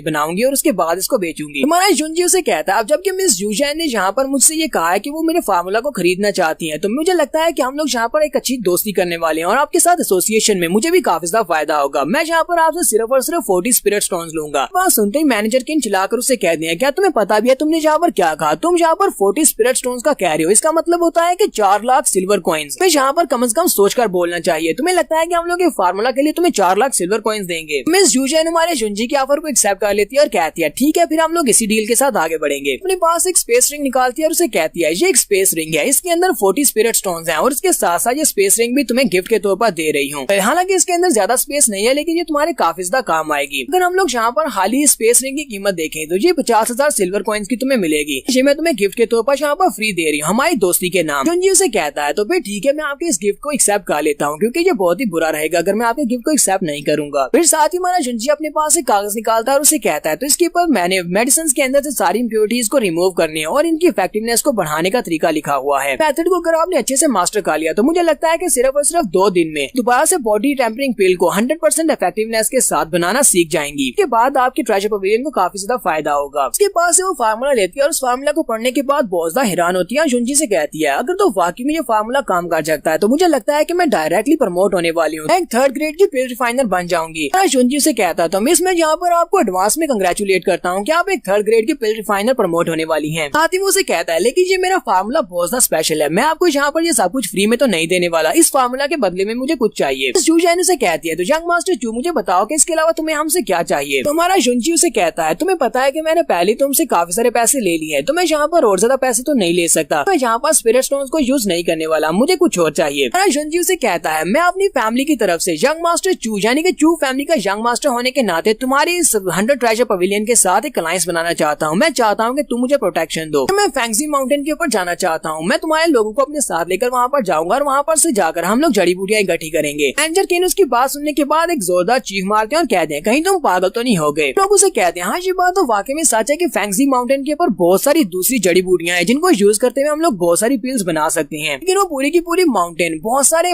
पॉइजनस मियास्मा के साथ भरी हुई है। हम लोग वहाँ पर जाकर सांस भी नहीं ले सकते, नॉर्मल इंसान तो वहाँ पर बिल्कुल भी नहीं जा सकता। इस जूजियान हमारे जुंजी से कहती है तुम्हें भी ये बात अच्छी तरह से पता होगी कि फैंगजी माउंटेन के ऊपर जाना पॉसिबल नहीं है। वहाँ पर जड़ी बूटियां तो है लेकिन वहाँ पर बहुत ज्यादा थिक मियास्मा है, हमारे जैसे कल्टीवेटर वहाँ पर नहीं जा सकते। हमारा जुंजी आगे बढ़ता जाकर उसके कान में कहता है क्योंकि मेरे पास एक मैप है, उस मैप के ऊपर उन सारी की सारी सेफ प्लेसेस के नक्शा बना हुआ है फैंगजी माउंटेन के, हम लोग वहाँ पर जाकर जड़ी बूटियां इकट्ठी कर सकते हैं। ये बात सुनते ही मिस जूजियान बहुत ज्यादा हैरान हो जाती है और सोच रही होती है अगर तो वाकई में इस लड़के के पास सेफ्टी रूट का मैप है तो हम लोग वहाँ पर जाकर बहुत सारे बेनिफिट्स हासिल कर सकते हैं। वहाँ से जो जड़ी बूटियां मिलती हैं कोई दूसरा वहाँ पर जाकर जड़ी बूटियां हासिल नहीं कर सकता। मेरे 100 ट्रेजर पवेलियन को बहुत ज्यादा फायदा होगा। अगर इस मैप के बारे में बाकी की बड़ी फैमिलीज को पता चल गया तो वो सारी की सारी फैमिलीज तो इस मास्टर चू को मारने की भी कोशिश करेंगे और इसके पास से ये मैप छीनने की कोशिश करेंगी। फिर ये इतनी आसानी के साथ ये मैप मेरे साथ क्यों शेयर कर रहा है। जुंजी उसे कहता है यंग मिस तो मुझे जल्दी से बताएं कि आप इस बिजनेस के बारे में क्या सोचती है, क्या आपको मेरी डील मंजूर है। जूजान उसे कहती है ये वाली बिजनेस डील वाकई में बहुत ज्यादा इंपॉर्टेंट है, मेरी 100 ट्रेजर पवेलियन को इससे बहुत ज्यादा फायदा हो सकता है। समझ नहीं आ रही कि तुम इस वाली अपॉर्चुनिटी को मुझे क्यों दे रहे हो, कि हम दोनों में पहले से कोई भी अलायंस नहीं है, फिर तुम मुझे इस मैप के बारे में क्यों बता रहे हो, ये मैप बहुत ज्यादा इंपॉर्टेंट है। हमारा जुंजी सोच रहा होता है लगता है कि इसको बेवकूफ बनाना इतना भी आसान नहीं है, लगता है कि इसको यहाँ पर रीजन देना पड़ेगी वरना इतनी आसानी के साथ ये नहीं मानेगी। हमारा जुंजी उसे कहता है अगर मैं यहाँ पर तुम्हारी 100 ट्रेजर पवेलियन के साथ एक अलायंस बना लेता हूँ तो उसके बाद पूरे के पूरे सिटी में कोई भी ऐसी फैमिली नहीं होगी जो कि मेरी चू फैमिली को बुली कर सकती है, इसी वजह से मुझे तुम्हारी प्रोटेक्शन की जरूरत है। दूसरी बात ये है कि आपको पता है कि अगर किसी गरीब आदमी के पास अचानक पैसा आ जाए बहुत बड़ी मुश्किल में पड़ सकता है, क्योंकि बाकी के लोग ये नहीं देख सकते कि उसके पास इतना पैसा क्यों है। मैं अकेले स्पिरिट माउंटेन के ऊपर जाकर सारी जड़ी बूटियां ला सकता हूँ लेकिन मैं अकेले सबको हैंडल नहीं कर सकता, मेरी चू फैमिली अभी इस लायक नहीं है, वो इतनी पावरफुल नहीं है। तो मिस जूशान उसे कहती है तो मुझे समझ आ गई, तुम्हें यहाँ पर मेरी 100 ट्रेजर पवेलियन की मदद की जरूरत है, तुम्हें हमारी प्रोटेक्शन चाहिए। हमारा जुंजी उनसे ये वाली डील कंप्लीट करने के बाद मैनेजर किन से कहता है मैनेजर किन 2 दिन के बाद अब मेरे घर पर आ जाना, मेरे घर पर हम लोग इस बारे में डिस्कस करेंगे, मैं आपको बताऊंगा कि हम लोग आगे कैसे बढ़ेंगे, हम लोग आगे इस अलायंस को कैसे बढ़ाने वाले हैं और बिजनेस की डिटेल में बात करेंगे। फिर साथ ही उन लोगों को वहाँ पर ग्रीट करते हुए कहता है ठीक है अब मैं यहाँ से जा रहा हूँ, और वो वहाँ से बाहर निकल जाता है। मिस जूशान उसी की तरफ देख रही होती है और कहती है चू फैमिली का ये लड़का जिसकी फैमिली डिस्ट्रॉय हो चुकी है ये इतना ज्यादा इंप्रेसिव कब हो गया, मुझे तो नहीं पता था। तो मैनेजर किन उसे कहते हैं मिस जूशान ये अपॉर्चुनिटी वाकई में बहुत ज्यादा रेयर है, अगर हमें वाकई में वो मैप मिल जाता है तो हम लोग फैंगजी माउंटेन के ऊपर कब्जा कर सकते हैं। फैंगजी सिटी में जितने भी स्पिरिट हब्स हैं वो सारी की सारी हम बेचेंगे और पूरे के पूरे फैंगजी सिटी के ऊपर हमारा राज होगा। मिस जूशान उसे कहती है तुम्हें यहाँ पर अभी से सेलिब्रेट करने की जरूरत नहीं है, तो अभी भी उस लड़के के ऊपर शक हो रहा है, उस लड़के के पास अगर उस माउंटेन का मैप है तो वो इतनी आसानी के साथ वो मैप हमारे साथ शेयर करने को क्यों तैयार हो गया, क्या तुम्हें लगता है कि ये वाला मैप वो इतनी आसानी के साथ हमें दे सकता है। मुझे तो लगता है कि उस लड़के का और भी कोई ना कोई मकसद जरूर है, वो लड़का हमें यूज करना चाहता है। मैनेजर किन उसे कहते हैं मुझे लगता है कि वो लड़के की हिम्मत काफी ज्यादा बढ़ चुकी है जो यहाँ पर हमें इस्तेमाल करना चाहता है, तो लड़का हमें कैसे इस्तेमाल कर सकता है, हम लोग एक बहुत ही पावरफुल फोर्स है। मैं अभी जाता हूँ और उस लड़के को पकड़ कर लाता हूँ और उसको एक सबक सिखाते हैं, उससे सवाल पूछते हैं फिर उस लड़के ने हमें यहाँ पर इस तरह यूज करने की हिम्मत कैसे की। मिस जूशान उसे कहती है फिलहाल के लिए तुम्हें ये सब कुछ करने की जरूरत नहीं है, तो लड़का हमें यहाँ पर इस्तेमाल कर भी रहा है तो इससे ज्यादा फर्क नहीं पड़ता कि वो इस फैंगजी माउंटेन के ऊपर जाना चाहता है, लेकिन हम लोग भी तो उसके साथ जाएंगे, हमें भी फैंगजी माउंटेन का अगर मैप मिल जाता है तो इससे हमें ज्यादा फायदा होगा। फिलहाल के लिए इंतजार करो जब तक हमें वो मैप मिल नहीं जाता। तो मैनेजर किन उसे कहते हैं ठीक है मास्टर, फिलहाल के लिए इंतजार करता हूँ और अपने कुछ लोगों को उसके ऊपर नजर रखने के लिए भेज देता हूँ। कि हमारा जुंजी रास्ते में चलता हुआ जा रहा होता है और सोच रहा होता है को भी ये बात पता होगी कि मैं इनको इस्तेमाल कर रहा हूँ। रही बात फैंगजी माउंटेन के ऊपर जड़ी बूटियों की, तो वहाँ पर जड़ी बूटियां तो है लेकिन वो सारी की सारी जड़ी बूटियां इतनी ज्यादा नहीं है कि जो कि मेरे लायक हो सके। मुझे अपनी पिछली लाइफ से इससे भी ज्यादा अच्छी माउंटेन्स के बारे में बताया जहाँ पर बहुत सारी जड़ी बूटियां है, ये तो कुछ भी नहीं है। जुंजी कहता है तो अब सिर्फ 2 दिन बचे हैं मेरी फैमिली क्लैन मीटिंग के लिए, तो मुझे जल्दी से जल्दी अपनी कल्टीवेशन को बढ़ाना होगा ताकि मैं फैमिली मीटिंग में सभी को साबित कर सकूं कि मैं अभी भी पैट्रियार्च बनने के लायक हूँ। और जुंजी को भी ये बात पता होती है कि 100 ट्रेजर पवेलियन से कुछ लोग उसका पीछा कर रहे हैं, वो बड़ी स्पीड से उनके सामने से वहाँ से गायब हो जाता है, जबकि वो लोग वहीं पर रह जाते हैं और कहते हैं पता नहीं वो लड़का कहाँ पर चला गया, चलो जल्दी से वापस जाकर अपने मास्टर को इस बारे में बताते हैं कि वो लड़का गायब हो गया, यहाँ उसे पता था कि हम लोग उसका पीछा कर रहे हैं। जहाँ पर हम लोग अपनी एपिसोड 05 का एंड करेंगे। एपिसोड की एक्सप्लेनेशन अच्छी लगी हो तो कमेंट करके जरूर बताइएगा, चैनल को सब्सक्राइब कर दे, वीडियो को लाइक और शेयर कर दे। शुक्रिया। तो गाइस कैसे हैं आप सब लोग। स्वर्ड किंग के एपिसोड 6 के साथ हाजिर हो। तो लास्ट एपिसोड के एंड पे हमने देखा था हमारा जुंजी 100 ट्रेजर पवेलियन वालों के साथ अपना सौदा कंप्लीट करने के बाद वापस आ रहा होता है। तो वहाँ पर उसके पीछे कुछ लोग भी लगे होते हैं जो कि 100 ट्रेजर पवेलियन से उसके ऊपर नजर रख रहे होते हैं। जुंजी उनके सामने बड़ी स्पीड से गायब हो जाता है जबकि वो गार्ड्स भागकर वापस चले जाते हैं। यहाँ से इस एपिसोड की शुरुआत हमारे जुंजी के घर से होती है। जुंजी के घर का सीन दिखाया जाता है जहाँ पर ल्यू जियांग जुंजी के लिए खाना बना रही होती है और कहती है पता नहीं जुंजी कब घर वापस आएगा, मैंने उसके लिए बहुत ही अच्छा खाना बनाया है। जुंजी अंदर आता है, दरवाजा खोलता है और उसे कहता है तुम्हें मेरे लिए इंतजार करने की जरूरत नहीं है, मुझे भूख नहीं है, तुम लोग अकेले इस खाने को खा सकते हो। ल्यू जियांग उसे कहती है क्या वाकई में तुम ये खाना नहीं खाने वाले। वो उसकी बात भी नहीं कंप्लीट सुनता और दरवाजा खोलकर अपने कल्टीवेशन रूम के अंदर चला जाता है, जबकि जिसकी वजह से ल्यू जियांग काफी गुस्सा हो जाती है। साहब से कहता है मैडम तुम्हें परेशान होने की जरूरत नहीं है, मेरा यंग मास्टर बिल्कुल ऐसा ही है, वो थोड़ा बहुत बुद्धू है, यहाँ पर समझ नहीं आती कि तुमने प्यार से उसके लिए खाना बनाया है। ल्यू जियांग उसे कहती है हाँ जी तुमने बिल्कुल ठीक कहा, मैंने इस सूप को बहुत ही ज्यादा प्यार के साथ बनाया है, इसके अंदर मैंने अपना बहुत सारा प्यार शामिल किया हुआ है। वहाँ जैसे उसके हाथ में वो बाउल देखता है तो उसके अंदर से बहुत ही गंदी सी स्मेल आ रही होती है। वो कहता है हाँ मैडम तुमने तो इसमें कुछ ज्यादा ही प्यार डाल दिया, सूप तो वाकई में बहुत ज्यादा अच्छा है, मुझे लगता है ये सिर्फ और सिर्फ यंग मास्टर को ही पीना चाहिए, इसे यहीं पर रख दो, यंग मास्टर के फ्री होने के बाद वही इसको पी लेगा। यहीं पर हमें उसके घर के बाहर का सीन भी दिखाया जाता है जबकि यंग मास्टर जिन अपनी गर्लफ्रेंड के साथ उसके घर के बाहर पहुंचता है तो उसकी गर्लफ्रेंड उसे कहती है यंग मास्टर जिन तुम मुझे इस घटिया से घर में क्यों लेकर आए हो, ये तो टूटा फूटा घर है, तुम जानती हो या तुम्हें पता है कि यहाँ पर कौन रहता है। मास्टर जिन उसे कहता है हाँ मुझे पता है और साथ ही वो सोच रहा था J999 ओवरलैपिंग वेव टेक्निक जो कि एक मिडिल स्पिरिट ग्रेड की टेक्निक है, वाली टेक्निक वहाँ पर जिस सीनियर ने बेची है वो चू जिंगजुन था, यानी कि वो जुंजी था। इसका मतलब तो यह कि चू फैमिली वालों के पास अभी भी काफी सारे ट्रेजर्स हो सकते हैं, अगर मैं जाकर उस लड़के के पास से सारे ट्रेजर्स ले सकता हूँ, मेरी कल्टीवेशन भी पहले से काफी ज्यादा बढ़ जाएगी। तो मास्टर जिन की गर्लफ्रेंड उसे कहती है तो ये चू फैमिली है, मैंने इस बारे में सुना है, मैंने सुना है कि ये सिटी की काफी ज्यादा प्रॉस्परस फैमिली हुआ करती थी, लेकिन सिर्फ एक ही रात में इनके सारे एक्सपर्ट्स मारे गए और ये सभी लोग बहुत ही बुरी हालत में चले गए। समझ नहीं आती कि इतनी महान फैमिली इतनी बुरी तरह से कैसे गिर सकती है। मास्टर जीन उसे कहता है मैं यहाँ पर एक स्पेशल मकसद से आया हूँ, आज रात यहाँ पर हमारे पूरे सिटी में। यंग मास्टर से कहता है आज के बाद हमारे ज़ीफेंग सिटी में कोई भी चू फैमिली नहीं होगी क्योंकि आज रात के बाद चू फैमिली खत्म होने वाली है। नेक्स्ट सीन में रात के वक्त का दिखाया जाता है, जुंजी अपने कल्टीवेशन रूम में बैठा कल्टीवेट कर रहा था क्योंकि उससे भी शक होता है कि कोई ना कोई यहाँ पर जरूर आएगा। छत के ऊपर से उसे एक छोटे पत्थर के गिरने की आवाज आती है तो यंग मास्टर जिन उसकी छत के ऊपर पहुंच जाता है। छत के ऊपर आने के बाद मास्टर जिन अपनी गर्लफ्रेंड से कहता है क्यों ना तुम भी यहाँ पर मेरे साथ अंदर चलो, अंदर जाकर हम लोग यंग मास्टर चू से मिलते हैं। उसकी गर्लफ्रेंड उसे कहती है मुझे ब्लड देखना बिल्कुल भी पसंद नहीं है और मुझे पता है कि तुम अंदर जाकर उसको मारने वाले हो। जबकि यंग मास्टर जिन उसे कहता है तुम्हें ब्लड बिल्कुल भी पसंद नहीं है, जबकि तुम इस बार में भूल रही हो कि जब हम लोगों ने पहली बार किया था तब तुम्हारे अंदर से भी बहुत सारा ब्लड निकला था। यहाँ पर मेरे ख्याल में आप लोगों को इस बात की समझ आ गई होगी कि कहाँ से ब्लड निकला था। तो उसकी गर्लफ्रेंड भी ये बात सुनने के बाद बहुत ज्यादा शर्मिंदा हो जाती है और कहती है इस तरह की बकवास मत करो। यंग मास्टर जिन उसे कहता है अच्छा ठीक है तुम यहीं पर रुकर मेरा इंतजार करो, अब देखना कैसे मैं यहाँ पर जाकर चू फैमिली को डिस्ट्रॉय करके आता हूँ।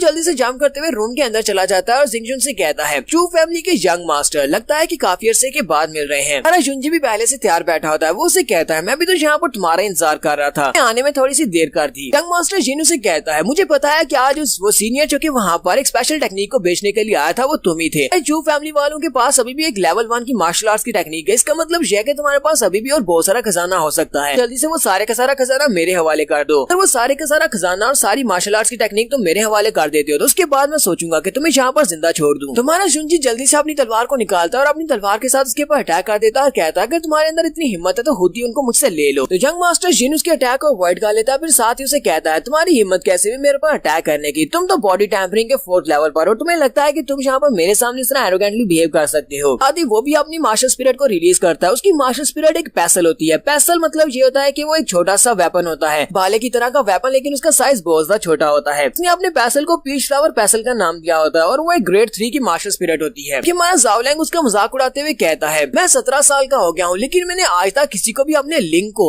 वेपन के तौर पर यूज करते हुए नहीं देखा, तुमने तो अपने ही लिंक यहाँ पर मार्शल स्पिरिट के तौर पर यूज कर लिया है, देखना मैं तुम्हारे लिंक को भी तोड़ दूंगा। क्योंकि उसकी जो मार्शल स्पिरिट होती है यानी कि उसका जो पीच फ्लावर पैसल होता है वो लिंक की तरह का ही लग रहा होता है, इसी वजह से वो उसका मजाक उड़ा रहा होता है। तो वो उसे कहता है मेरा ये वाला जो पैसल है यानी तुम जिसे तुम लिंक कह रहे हो इसे सिर्फ और सिर्फ लड़कियां एंजॉय कर सकती हैं, लेकिन तुम्हारे जैसे कमीनों को तो मैं इसे मारने के लिए यूज करता हूँ। साथ ही वो अपने पैसल के साथ उसके ऊपर अटैक करता है, वो अपने एनर्जी के साथ उसको कंट्रोल कर रहा था और उसका पैसल क्योंकि साइज में छोटा होता है वो बड़ी स्पीड के साथ उड़ता हुआ जाता है और जुंजी के ऊपर बार बार अटैक होता है। जुंजी उसके सारे अटैक्स को अवॉइड कर लेता है। यंग मास्टर जिन उसे कहता है क्या तुम्हें लगता है कि तुम यहाँ पर बार बार मेरे अटैक्स को डॉज कर पाओगे, कितनी बार तुम मेरे अटैक्स को डॉज कर सकते हो। तो हमारा जुंजी भी वहाँ पर अपनी पावर्स को यूज करते हुए सामने एक बैरियर बनाता है और उस बैरियर के साथ उसके पैसल को ब्लॉक करता है और उसे कहता है आज देखना मैं तुम्हारे इस लिंक के 2 टुकड़े कर दूंगा। तो जैसे उसका पैसल जाकर उसके एनर्जी शील्ड के साथ टकराता है। लिंग जुन अपने हाथ को यूज करते हुए उसके ऊपर अटैक करता है, जिसकी वजह से उसका पैसल दो टुकड़े हो जाता है। तो ये एक सोल वेपन होता है, तो सोल वेपन के टूटने की वजह से जिस बंदे का वो वेपन होता है उसको भी नुकसान पहुंचता है। तो मास्टर जिन के मुंह से ब्लड निकलना शुरू हो जाता है और कहता है ऐसा कैसे हो सकता है, मेरी मार्शल स्पिरिट तो ग्रेड 3 की मार्शल स्पिरिट थी, फिर तुमने इसको यहाँ पर इतनी आसानी से कैसे तोड़ दिया। तो जुनजी उसे कहता है तुम्हारे पास बस इतने ही एबिलिटीज थी और इतनी सारी थोड़ी बहुत एबिलिटीज के साथ तुम यहाँ पर मेरी चू फैमिली में आकर मुझे मारने की कोशिश कर रहे थे, लेकिन मैं तुम्हारी जिन फैमिली को यहाँ पर किस तरह नाइलेट करता हूँ। जबकि जिन फैमिली का यंग मास्टर मरेगा तो जिन फैमिली को बहुत बड़ा नुकसान होने वाला है। मास्टर जिन भी इस बात से काफी ज्यादा घबरा जाता है और कहता है मुझे यहाँ से भागना होगा, और बड़ी स्पीड से बाहर की तरफ भागना स्टार्ट करता है। जुनजी उसे कहता है क्या तुम्हें लगता है कि तुम यहाँ से भाग कर जा सकते हो। वो जल्दी से आगे बढ़ता है उसके ऊपर अटैक करने के लिए। तो उसी वक्त यंग मास्टर जिन की गर्लफ्रेंड भी नीचे उतर आती है। वो अपने हाथ में नाइफ लेकर उसके ऊपर अटैक करती है। हमारा जुनजी उसके अटैक को अवॉइड कर लेता है। वो उसके अटैक को अवॉइड करने के साथ ही अपने पास से एक ब्लेड निकालता है और उस ब्लेड को सामने की तरफ फेंक देता है कि वो उसके ऊपर अटैक कर सके। मास्टर जल्दी से अपनी गर्लफ्रेंड को अपने सामने खड़ा कर देता है ताकि वो ब्लेड उसकी गर्लफ्रेंड को लगे और उसकी गर्लफ्रेंड बेचारी बहुत ज्यादा जख्मी होकर वहीं पर गिर जाती है।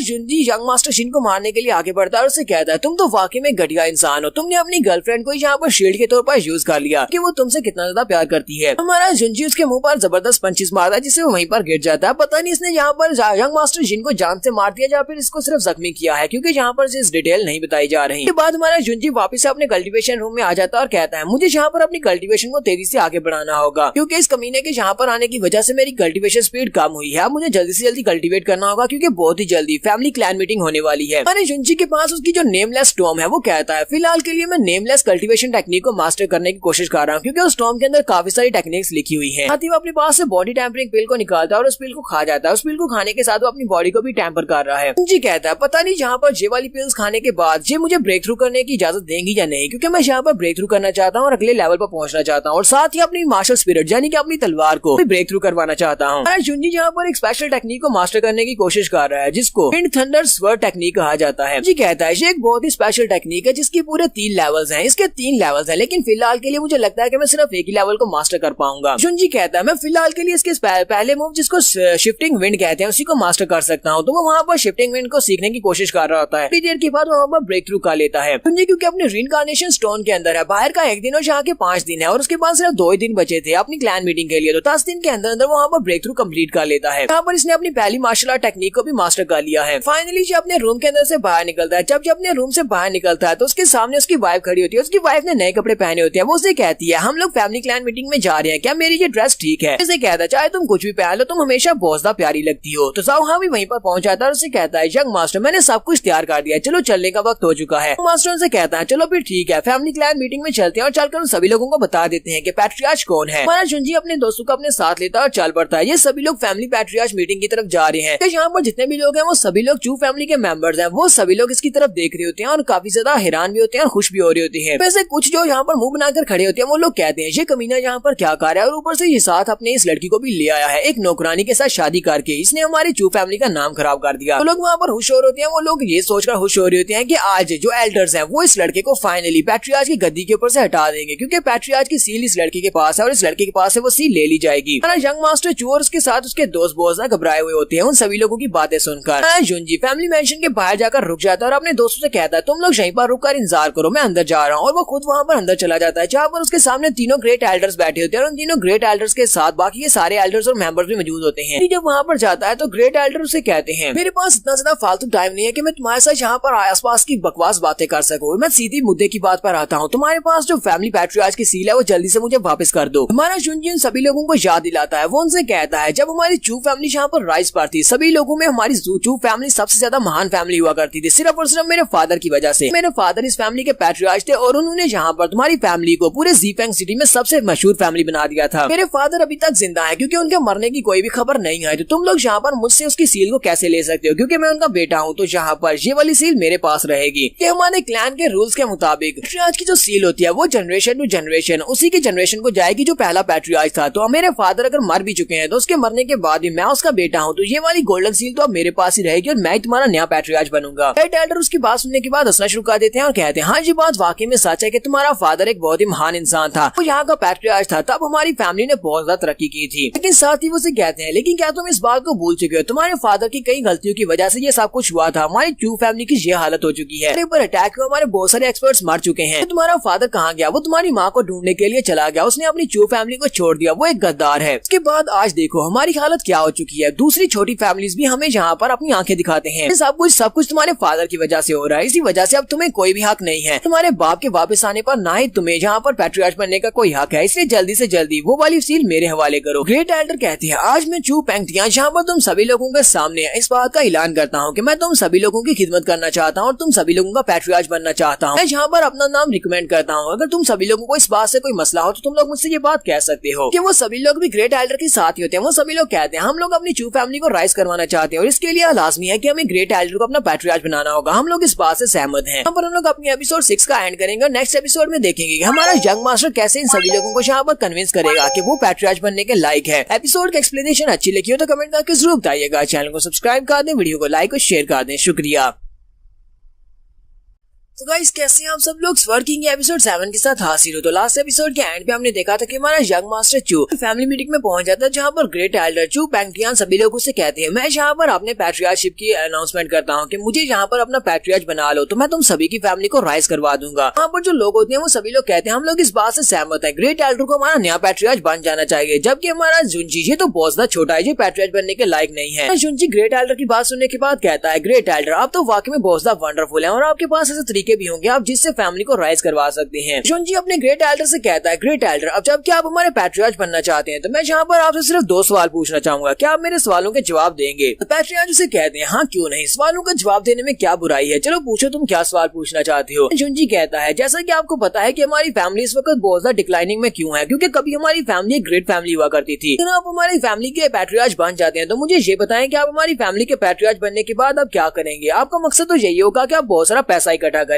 फैमिली के लिए पैसा इकट्ठा करेंगे। ग्रेट पैट्रियार्च उसे कहते हैं हाँ ये तो जाहिर सी बात है, फैमिली को दोबारा से राइज करवाना है तो हमारी फैमिली में बहुत सारा पैसा इकट्ठा करना होगा। सबसे पहला मकसद यही होगा कि मैं यहाँ पर ट्रेड को ज्यादा बढ़ाऊं जिसकी वजह से हमारी फैमिली में ज्यादा पैसा आ सके और हम लोग बहुत सारा पैसा इकट्ठा करेंगे। तो जुनजी से कहता है सेकंड एल्डर तो मेरा दूसरा सवाल ये है, आपने कहा कि आप क्लैन के लिए ज्यादा से ज्यादा पैसा इकट्ठा करना चाहते हैं तो मुझे ये बताएं कि आप एक पूरे साल में हमारी चू फैमिली के लिए कितना ज्यादा पैसा इकट्ठा कर सकते हैं। ग्रेट एल्डर से कहते हैं हमारे यहाँ पर टाउन के अंदर बहुत सारी एलिज है और वहाँ पर बहुत सारी रिसोर्सेज हैं, उन सारे रिसोर्सेज को यूज करते हुए मुझे लगता है कि मैं पूरे साल का कम से कम 1 लाख सिल्वर कॉइन्स तो इकट्ठा कर ही सकता हूँ जिससे हमारी फैमिली काफी अच्छे से राइज कर सकती है। तो वो सभी लोग ये बात सुनने के बाद बहुत ज्यादा खुश हो जाते हैं और कहते हैं आज तो वाकई में बहुत ज्यादा महान है, ये पूरे साल के 1 लाख सिल्वर कॉइन्स इकट्ठा करने की बात कर रहे हैं। 1 लाख सिल्वर कॉइन अगर हमारी फैमिली में हर साल आना शुरू हो जाए फैमिली तो बहुत ज्यादा वेल्थी हो जाएगी और बहुत ही जल्दी हमारी फैमिली बहुत ही ज्यादा तरक्की करेगी। हमें तो ये बात वाकई में मंजूर है। हम लोग ग्रेट एल्डर को अपना पैट्रियार्च बनाने के लिए तैयार हैं। सभी गरीब लोग जिन लोगों ने कभी पैसा नहीं देखा वो सभी लोग यहाँ पर सिर्फ 1 लाख सिल्वर कॉइन्स पर ही मान जाते हैं और खुश हो रहे होते हैं कि ग्रेट एल्डर को पैट्रियार्च बना दिया जाए। हमारा जुनजी उसे कहता है ग्रेट एल्डर तुमने कहा कि तुम पूरे साल का 1 लाख सिल्वर कॉइन्स इकट्ठा करोगे, लेकिन मुझे लगता है कि ये इनकम बहुत ज्यादा कम है। अगर तुम सिर्फ और सिर्फ इतनी इनकम में इकट्ठा कर सकते हो साल की तो फिर इसका मतलब यह है कि मैं तुमसे ज्यादा क्वालिफाइड हूँ पैट्रियार्च बनने के लिए।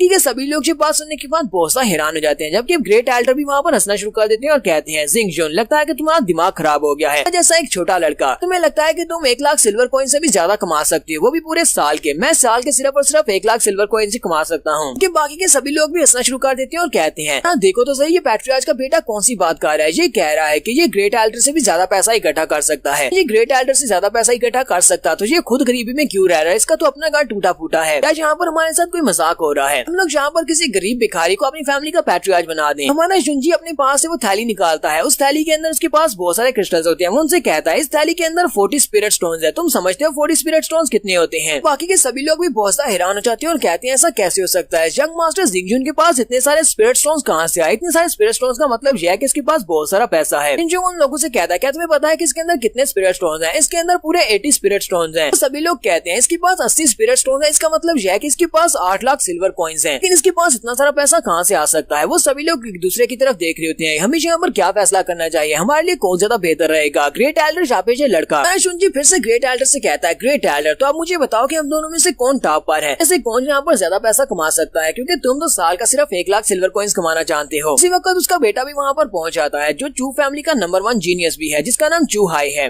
चूहाई वहाँ पर आता और कहता है जिंगजुन, तुम्हें क्या लगता है कि सिर्फ और सिर्फ पैसा कमा लेने से तुम फैमिली के पैट्रियार्च बनने के लायक बन जाते हो? सिर्फ और सिर्फ पैसा होने से कोई भी फैमिली पैट्रियार्च नहीं बन सकता। जिंगजुन उसे कहता है अब इस बात का क्या मतलब है? चूहाई उसे कहता है यहाँ पर सभी लोगों को ये बात अच्छी तरह से पता है कि तुम फैमिली के कचरे हो, तुम कचरे से ज्यादा कुछ भी नहीं, क्योंकि तुम्हारे पास जो मास्टर स्पिरिट है लेवल 1 की मास्टर स्पिरिट है। तुम एक पैसे के ढेर के ऊपर ही क्यों ना बैठे हो, अगर तुम बहुत ज्यादा कमजोर हो तो तुम फैमिली पैट्रियार्च बनने के लायक नहीं हो। जुंजी उसे कहता है जिस तरह तुम यहाँ पर बात कर रहे हो, मुझे लगता है कि एक बंदा जिसके पास पैसा हो और साथ में वो एक कचरा ना हो फैमिली पैट्रियार्च बनने के लायक है, क्या तुम यही कह रहे हो? वो उसे कहता है हाँ मैं यही कह रहा हूँ। तो जुंजी से कहता है तो फिर तुम मुझे ये बताओ कि मैं यहाँ पर तुम्हें किस बात को कैसे साबित करूँ कि मैं एक कचरा नहीं हूँ? वो उसके सामने आकर खड़ा हो जाता है और उसे कहता है ये तो बहुत ज्यादा आसान है, तुम्हें यहाँ पर मुझे फाइट में हराना होगा। अगर तुम मुझे हरा देते हो तो इसका मतलब ये है कि तुम कचरे नहीं हो। साथ ही वो सोच रहा था मैं बॉडी टेम्परिंग के 6 लेवल पर हूँ, जब ये बॉडी टेम्परिंग के 4th लेवल पर है। तो इसके पास जो मास्टर स्पिरिट है वो भी लेवल 1 की मास्टर स्पिरिट है, जो कि बहुत ही बेकार सी है। नहीं लगता कि यहाँ पर फाइट करके मुझसे फाइट में जीत सकेगा, तो पहले मेरे चैलेंज को एक्सेप्ट नहीं करेगा। तो उसे कहता तुमने क्या सोचा है? जुंजी से कहता है मैंने सोच लिया, चलो फिर ठीक है यहाँ पर फाइट करते हैं और मैं तुम्हें दिखाता हूँ कि मैं कचरा नहीं हूँ। बाकी के सभी लोग बहुत ज्यादा हैरान हो जाते हैं और कहते हैं जिंगजुन को क्या हो गया, ये चूहाई को चैलेंज कैसे कर सकता है, जबकि उसे भी अच्छी तरह से पता है कि चूहाई हमारी फैमिली का सबसे जीनियस और टैलेंटेड लड़का है। चूहाई उसकी बात सुनने के बाद कहता है तो फिर ठीक है तुमने मेरे चैलेंज को एक्सेप्ट कर लिया, तो जहाँ पर फाइट करते हैं। लेकिन ये फाइट इतनी आसानी के साथ खत्म नहीं होगी, वो साथ ही अपनी मास्टर स्पिरिट को रिलीज करता है। इसे में एक सीन बाहर का भी दिखाते हैं। अब वो ल्यू जियांग दोनों बाहर दरवाजे के बाहर बैठे होते हैं और इंतजार कर रहे होते हैं। ल्यू जियांग कहती है काफी देर हो चुकी है लेकिन जुंजी अभी तक बाहर नहीं आया, यानी मेरा जुंजी कैसा होगा, क्या वो ठीक होगा या नहीं? उसे कहता है तुम्हें बिल्कुल परेशान होने की जरूरत नहीं है, वो बिल्कुल ठीक होगा, मैं फिर भी तुम्हारे लिए अंदर जाकर देकर आता हूँ। वो चुपते हुए अंदर की तरफ जाना स्टार्ट करता है, जबकि नेक्स्ट सीन में अंदर का दिखाया जाता है। जुंजी चूहाई से फाइट करने के लिए वहाँ पर ग्राउंड में आ जाता है। वो दोनों एक दूसरे के सामने खड़े होते हैं, जबकि बाकी के सभी लोग सोच रहे होते हैं यहाँ पर हो क्या रहा है, पैट्रियार्च के बेटे ने इस चैलेंज को एक्सेप्ट ही क्यों कर लिया, कहीं वो पागल तो नहीं हो गया? जबकि उसे पहले से पता है कि उसके पास जीतने का कोई भी मौका नहीं है। चूहाई के पास जो मास्टर स्पिरिट है वो ग्रेड 3 की मास्टर स्पिरिट है, वो एक डीमन वुल्फ है और बहुत ज्यादा पावरफुल है। ये लोग अभी यहीं पर खड़े देख ही रहे होते हैं कि फाइट स्टार्ट होगी। इन फाइट के स्टार्ट होते ही चूहाई अपनी मास्टर स्पिरिट यानी डीमन वुल्फ को रिलीज करता है, जो कि बड़ी स्पीड से निकलता है और हमारे जुंजी के ऊपर अटैक कर देता है। जुंजी जल्दी से अपनी तलवार को निकालता है और उसके अटैक को वहाँ पर ब्लॉक करने की कोशिश करता है। अपनी तलवार को सामने की तरफ करते हुए उसको ब्लॉक करता है, लेकिन वो पीछे की तरफ हट जाता है क्योंकि उसे काफी बड़ा झटका लगता है। वो काफी दूर जाकर लुढ़कता हुआ जाता है। चूहाई भी हमारे जुंजी से कहता है तुम्हें तो डॉज करने की काफी ज्यादा एबिलिटीज आती है, तुमने वाकई में यहाँ पर काफी अच्छे से डॉज किया, देखना तुम ज्यादा देर तक डॉज नहीं कर पाओगे, मैं सिर्फ और सिर्फ 3 मूव्स में तुम्हारा किस्सा खत्म करने वाला हूँ। साथ ही वो फिर से अपने डीमन वुल्फ को आगे की तरफ भेजता है हमारे जुंजी के ऊपर अटैक करने के लिए। उसका डीमन वुल्फ बड़ी स्पीड से आगे बढ़ता है और हमारे जुंजी के ऊपर अटैक करता है, जबकि हमारा जुंजी फिर से अपनी तलवार को सामने की तरफ करते हुए उसके पंजों को ब्लॉक करने की कोशिश करता है। इसी दौरान वो अपने पंजे के साथ हमारे जुंजी के ऊपर अटैक करता है, जिसकी वजह से हमारे जुंजी के कंधे के ऊपर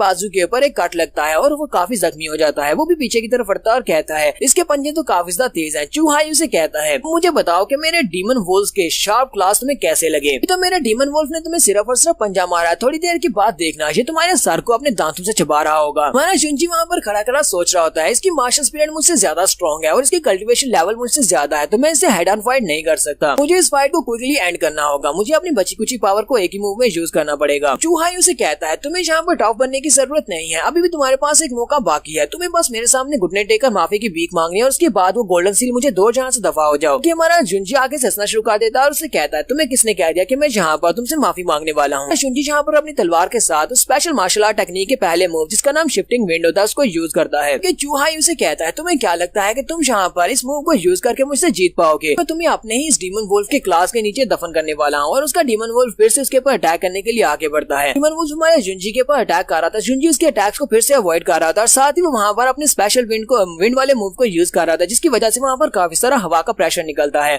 जाहू को भी दिखाते हैं, जाहू उन लोगों के बीच में से निकलने की कोशिश कर रहा था और वहीं पर छुपकर देख रहा होता है कि उसका यंग मास्टर वहाँ पर फाइट कर रहा है। जुंजी डीमन वुल्फ से फाइट करते हुए अपने शिफ्टिंग मूव को यूज करते हुए बड़ी स्पीड से आगे गुजर जाता है और साथ ही वो चूहाई के कंधे के ऊपर कट लगाकर आगे गुजरता है, जिसकी वजह से चूहाई का कंधा वहाँ पर जख्मी हो जाता है। चूहाई वहीं पर जख्मियों का नीचे गिर जाता है और कहता है ऐसा कैसे हो सकता है, तुमने मुझे यहाँ पर जख्मी कैसे कर दिया? तो फैमिली में मुझसे ज्यादा स्ट्रॉन्ग कोई भी नहीं है, मैं चू फैमिली का सबसे स्ट्रॉन्गेस्ट यंग मास्टर हूँ। नहाई अपनी तलवार को उसकी गर्दन के करीब रखते हुए कहता है तुम इस मैच को हार चुके हो, चलो जल्दी से अपनी हार मान लो। बाकी के सभी लोग बहुत ज्यादा हैरान होते हैं और कहते हैं ऐसा कैसे हो सकता है, मास्टर कैसे जीत गया? कि हमारा जाहू चिल्लाकर कहता है मुझे लगा ही था कि हमारा यंग मास्टर इसी मैच को जीतेगा, क्योंकि यंग मास्टर ने इस नई तलवारबाजी की टेक्निक को सिर्फ 2 दिन पहले ही सीखा है। इन 2 दिन पहले वो सीखे हुए मूव को यूज करते हुए इन्होंने इसको हरा दिया। बाकी के सभी लोग भी हैरान हो जाते हैं और कहते हैं ये यहाँ पर क्या बकवास कर रहा है, किसने 2 दिन पहले इस नई मार्शल आर्ट टेक्निक को सीखा है? 2 दिन पहले सीखी हुई टेक्निक के साथ यहाँ पर हमारे सबसे जीनियस लड़के को कैसे हरा सकता है? सभी के साथ साथ चूहाई भी ये बात सुनने के बाद बहुत ज्यादा हैरान हो जाता है कि सिर्फ 2 दिन में इसने तलवारबाजी की नई टेक्निक कैसे सीख ली। इसी के साथ ही वो पागलों की तरह वहाँ पर बातें करना शुरू करता है और कहता है मुझे इस बात पर बिल्कुल भी भरोसा नहीं है, मैं इस बात को मानने को तैयार नहीं हूँ कि तुम्हारा जैसा एक कचरा रातों रात इतना ज्यादा अमेजिंग कैसे हो गया। तुम एक कचरे थे और आज भी एक कचरे हो। तुम्हारा जुनजू से कहता है चूहाई तुम पहले से इस मैच को हार चुके हो, इसी वजह से आज मैं तुम्हें यहाँ पर वार्निंग दे रहा हूँ कि आज के बाद से मुझे एक पैट्रियार्च की तरह मानना शुरू कर दो, मेरी रिस्पेक्ट करना शुरू कर दो। तुम्हारे लिए ये बात बिल्कुल भी अच्छी नहीं होगी। चूहाई उसकी बात सुनने के बाद कहता है लगता है कि तुम मरना चाहते हो तो तुम मुझसे इस तरह की बात कर रहे हो। उसी वक्त ग्रेट एल्डर आगे बढ़ते हैं और अपने बेटे चूहाई से कहते हैं तुम पीछे हटो, मुझे इससे बात करने दो। तो ग्रेट एल्डर आगे बढ़कर उसे कहते हैं जुनजी ये बात तो वाकई में सच है कि इस वक्त तुम्हारे पास स्ट्रेंथ भी है, तुम्हारे पास पैसा भी है और तुम वाकई में पैट्रियार्च बनने के लायक हो। लेकिन एक बात तो सभी लोगों को पता चलनी चाहिए, सभी लोगों को पता है कि तुम एक कचरे हो। जब से तुम पैदा हुए हो, जब से तुम एक बच्चे थे तभी से तुम एक कचरे हो। सिर्फ कुछ ही दिनों में तुमने ये वाली मार्शल आर्ट्स की टेक्निक कहाँ से हासिल कर ली और साथ ही तुम्हारे पास इतने सारे स्पिरिट स्टोन्स कहाँ से आए। तुम इस बात को हम सभी लोगों के सामने एक्सप्लेन करोगे। महाराज जुनजी उनसे कहता है तो मैं तुम सभी लोगों के सामने इस बात को क्यों एक्सप्लेन करूँ। ग्रेट एल्डर आगे बढ़ते हैं और उसे कहते हैं अगर तुम हमारी फैमिली के पैट्रियार्च बन जाते हो तो तुम जहाँ पर जो भी काम करोगे वो हमारी फैमिली को रिप्रेजेंट करेगा। इसी वजह से तुम्हारा कैरेक्टर तो क्लियर होना बहुत ज्यादा जरूरी है। क्यों फैमिली का ग्रेट एल्डर होने के नाते मैं यहाँ पर इस बात की डिमांड करता हूँ कि हमें तुम्हारी बॉडी को सर्च करना चाहिए। देखना चाहते हैं कि तुम्हारे पास ये सारे स्पिरिट स्टोन्स कहाँ से आए और तुम्हारे घर को भी हम लोग सर्च करेंगे और देखेंगे कि तुम्हारे पास ये सारी टेक्निक्स कहाँ से आ रही हैं। तुम्हारे पास जो कुछ भी है वो सब कुछ मेरे हैंड ओवर करो, मैं उन सारी चीजों को 1 बाय 1 करके चेक करूंगा, उनको इंस्पेक्ट करूंगा। यहाँ पर हम लोग अपनी एपिसोड 7 का एंड करेंगे। नेक्स्ट एपिसोड में देखेंगे क्या हमारा जुनजी को वो सारी चीजें देगा क्योंकि इसे ग्रेट एल्डर से भी फाइट करना पड़ सकती है। तो एक्सप्लेनेशन अच्छी लगी हो तो कमेंट करके जरूर बताइएगा। चैनल को सब्सक्राइब कर दें, वीडियो को लाइक और शेयर कर दें। शुक्रिया।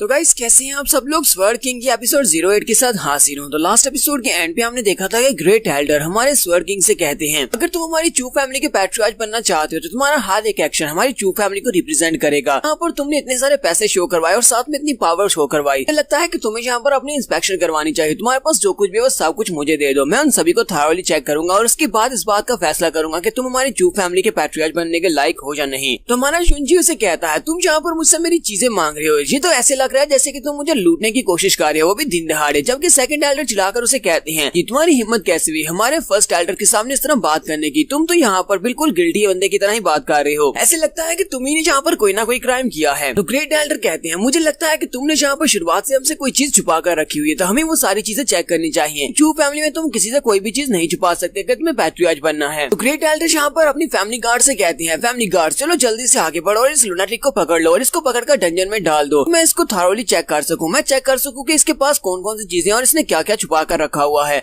गार्ड्स भागते हुए आगे बढ़ते हैं और आकर हमारे जुनजी को चारों तरफ से घेर लेते हैं। उनके पास उनके बाले होते हैं क्योंकि हमारा जुनजी उन सारे गार्ड से कहता है तुम सभी गार्ड्स का मकसद क्या था। तुम सभी गार्ड्स का मकसद ये था कि चू फैमिली के मेंबर्स की रक्षा करनी है, लेकिन तुम यहाँ पर चू फैमिली की रक्षा करने की बजाय उन्हीं के यंग मास्टर के ऊपर अपने बाले तान रहे हो। अभी लोग पागल हो चुके हैं और साथ ही वो अपनी पावर को यूज करते हुए अपनी तलवार को घुमाता है और उन सभी के बाले वहीं पर काट देता है, जिससे वो सभी लोग भी बहुत ज्यादा घबरा जाते हैं। हमारा जुनजी उन सभी की तरफ गुस्से के साथ देखता है और कहता है सभी लोग पीछे हट जाओ। चूहाई जो कि पहले हमारे जुनजी से मार खा चुका होता है वो फिर से उसे कहता है जुनजी तुम्हारी सारी की सारी स्कीम सभी के सामने आ चुकी है, तुम यहाँ पर कोई ना कोई गद्दारी कर रहे हो, चू फैमिली के पैट्रियार्च बनने के लायक नहीं हो, लेकिन फिर भी तुम यहाँ पर सभी के सामने ड्रामा क्यों कर रहे हो। जबकि तुमने यहाँ पर अपने आप को बंदी बनाने से मना कर दिया और तुमने हमारे गार्ड्स के ऊपर भी अटैक किया है, तो मैं तुम्हें यहीं पर इसी जगह के ऊपर सजा देने वाला हूँ। वो साथ ही अपने पास से अपने डीमन वुल्फ को फिर से निकालता है, डीमन वुल्फ के साथ हमारे जुनजी के ऊपर फिर से अटैक कर देता है। जुनजी अपनी तलवार को निकालकर सामने की तरफ करते हुए उसको ब्लॉक करता है। इसी के साथ ही चूहाई अपने लोगों से कहता है चलो जल्दी से आगे बढ़ो और इसको मार डालो। वो सभी लोग अपनी तलवारें लेकर आगे बढ़ते हैं, जुनजी के ऊपर अटैक कर देते हैं। लोग मिलकर जुनजी के ऊपर अटैक करते हैं, लेकिन जुनजी फिर से अपनी तलवार को निकालता है और उन सभी के ऊपर अटैक करते हुए उन सभी को जख्मी कर देता है। उसके बाद उसके सामने सिर्फ और सिर्फ डीमन वुल्फ बचता है। वो डीमन वुल्फ की तरफ देख रहा होता है।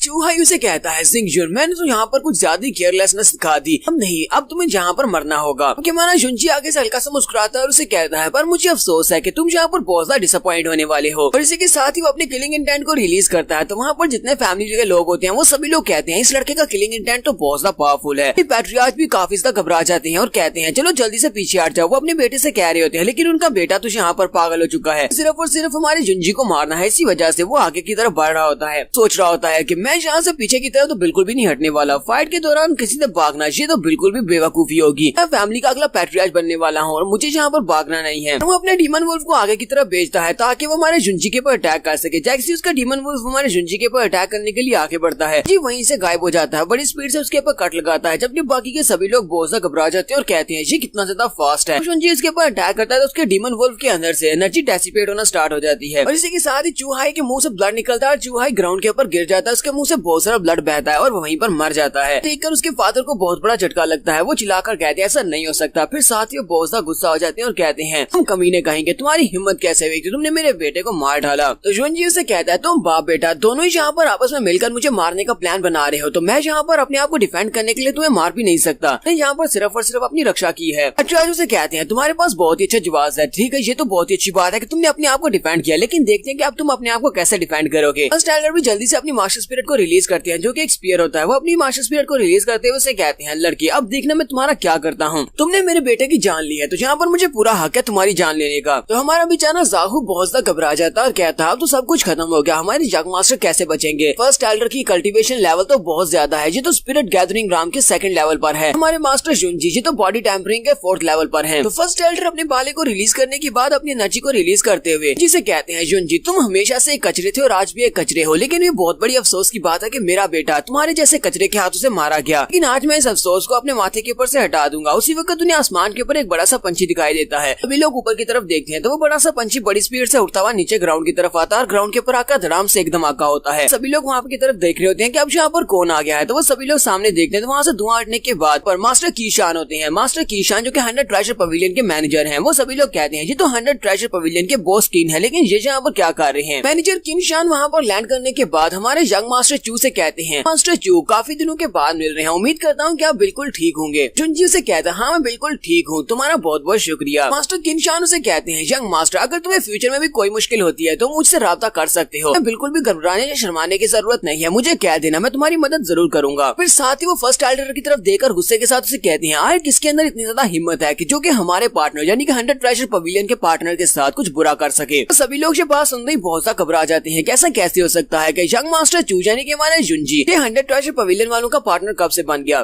तो फर्स्ट टाइगर बॉस्किन से कहते हैं बॉस्किन ये हमारा अपना फैमिली का मसला है, मैं उम्मीद करता हूँ कि तुम हमारी फैमिली के मसले में अपनी टांग नहीं अड़ाओगे, ये तुम्हारे लिए बिल्कुल भी अच्छा नहीं रहेगा क्योंकि ये फैमिली का मसला है। इस लड़के ने यहाँ पर मेरे बेटे को मार डाला और मेरे बेटे को मारने की वजह से अब मुझे अपना बदला लेना है, इसी वजह से अब मैं इस मार लड़के को मारने वाला हूँ। तो मास्टर किनशान गुस्से के साथ से कहते हैं आए तुम लोग हमारे 100 ट्रेजर पवेलियन को समझते क्या हो, क्या तुम्हें क्या लगता है कि मैं कौन हूँ, तुम्हारी हिम्मत कैसे हुई मेरे सामने बात करने की। तुम्हें लगता है कि जब मैं किनशान यहाँ पर बात कर रहा हूँ तब तुम्हें यहाँ पर बात करने का हक भी हासिल है। इसी के साथ ही मास्टर किनशान लोगों से कहती है मेरी बात को कान खोल कर सुन लो, अगर तुम में से किसी ने भी हमारे यंग मास्टर चू को नुकसान पहुँचाने की कोशिश की तो मैं किनशान तुम सभी लोगों को इसका बदला जरूर दूंगा, वो भी 100 गुना ज्यादा। फर्स्ट टाइगर किनशान की बात सुनने के बाद काफी गुस्सा होते हैं। फिर साथ ही अपने लोगों से कहते हैं चलो यहाँ से चलते हैं और वो पीछे की तरफ मुड़ जाते हैं। उसके वहाँ से चले जाने के बाद मैनेजर किन हमारे यंग मास्टर चू से कहते हैं मुझे माफ करना अगर मैंने यहाँ पर तुम्हारी चू फैमिली के खिलाफ कुछ ज्यादा कड़े अल्फाज को इस्तेमाल कर दिया हो। तुम्हारा जुंजी से कहता है कोई बात नहीं, तुम यहाँ पर जस्टिस की बात कर रहे हो और जस्टिस के लिए अगर थोड़े कड़वे अल्फाज को इस्तेमाल करना पड़ भी जाए तो कोई फर्क नहीं पड़ता। साथ ही मास्टर किनशान अपने लोगों से कहते हैं चलो जल्दी से यहाँ पर आओ। उनके पास एक डब्बा होता है, वो उस डब्बे को ओपन करते हैं तो उसके अंदर काफी सारी पिल्स की बॉटल्स रखी होती हैं। मास्टर किनशान से कहते हैं यंग मास्टर चू के अंदर टोटल 30 बॉटल्स हैं और इन सारी बॉटल्स के अंदर बॉडी टेम्परिंग पिल्स हैं, 30 bottles of spirit nourishing pills हैं और इसके साथ साथ कुछ बॉटल्स इसमें ऐसी भी हैं जिनके अंदर हाई स्पिरिट स्कैटरिंग लिक्विड भी है। ये सारी की सारी पिल्स और लिक्विड ये सारी की सारी हमारी मास्टर यूजैन ने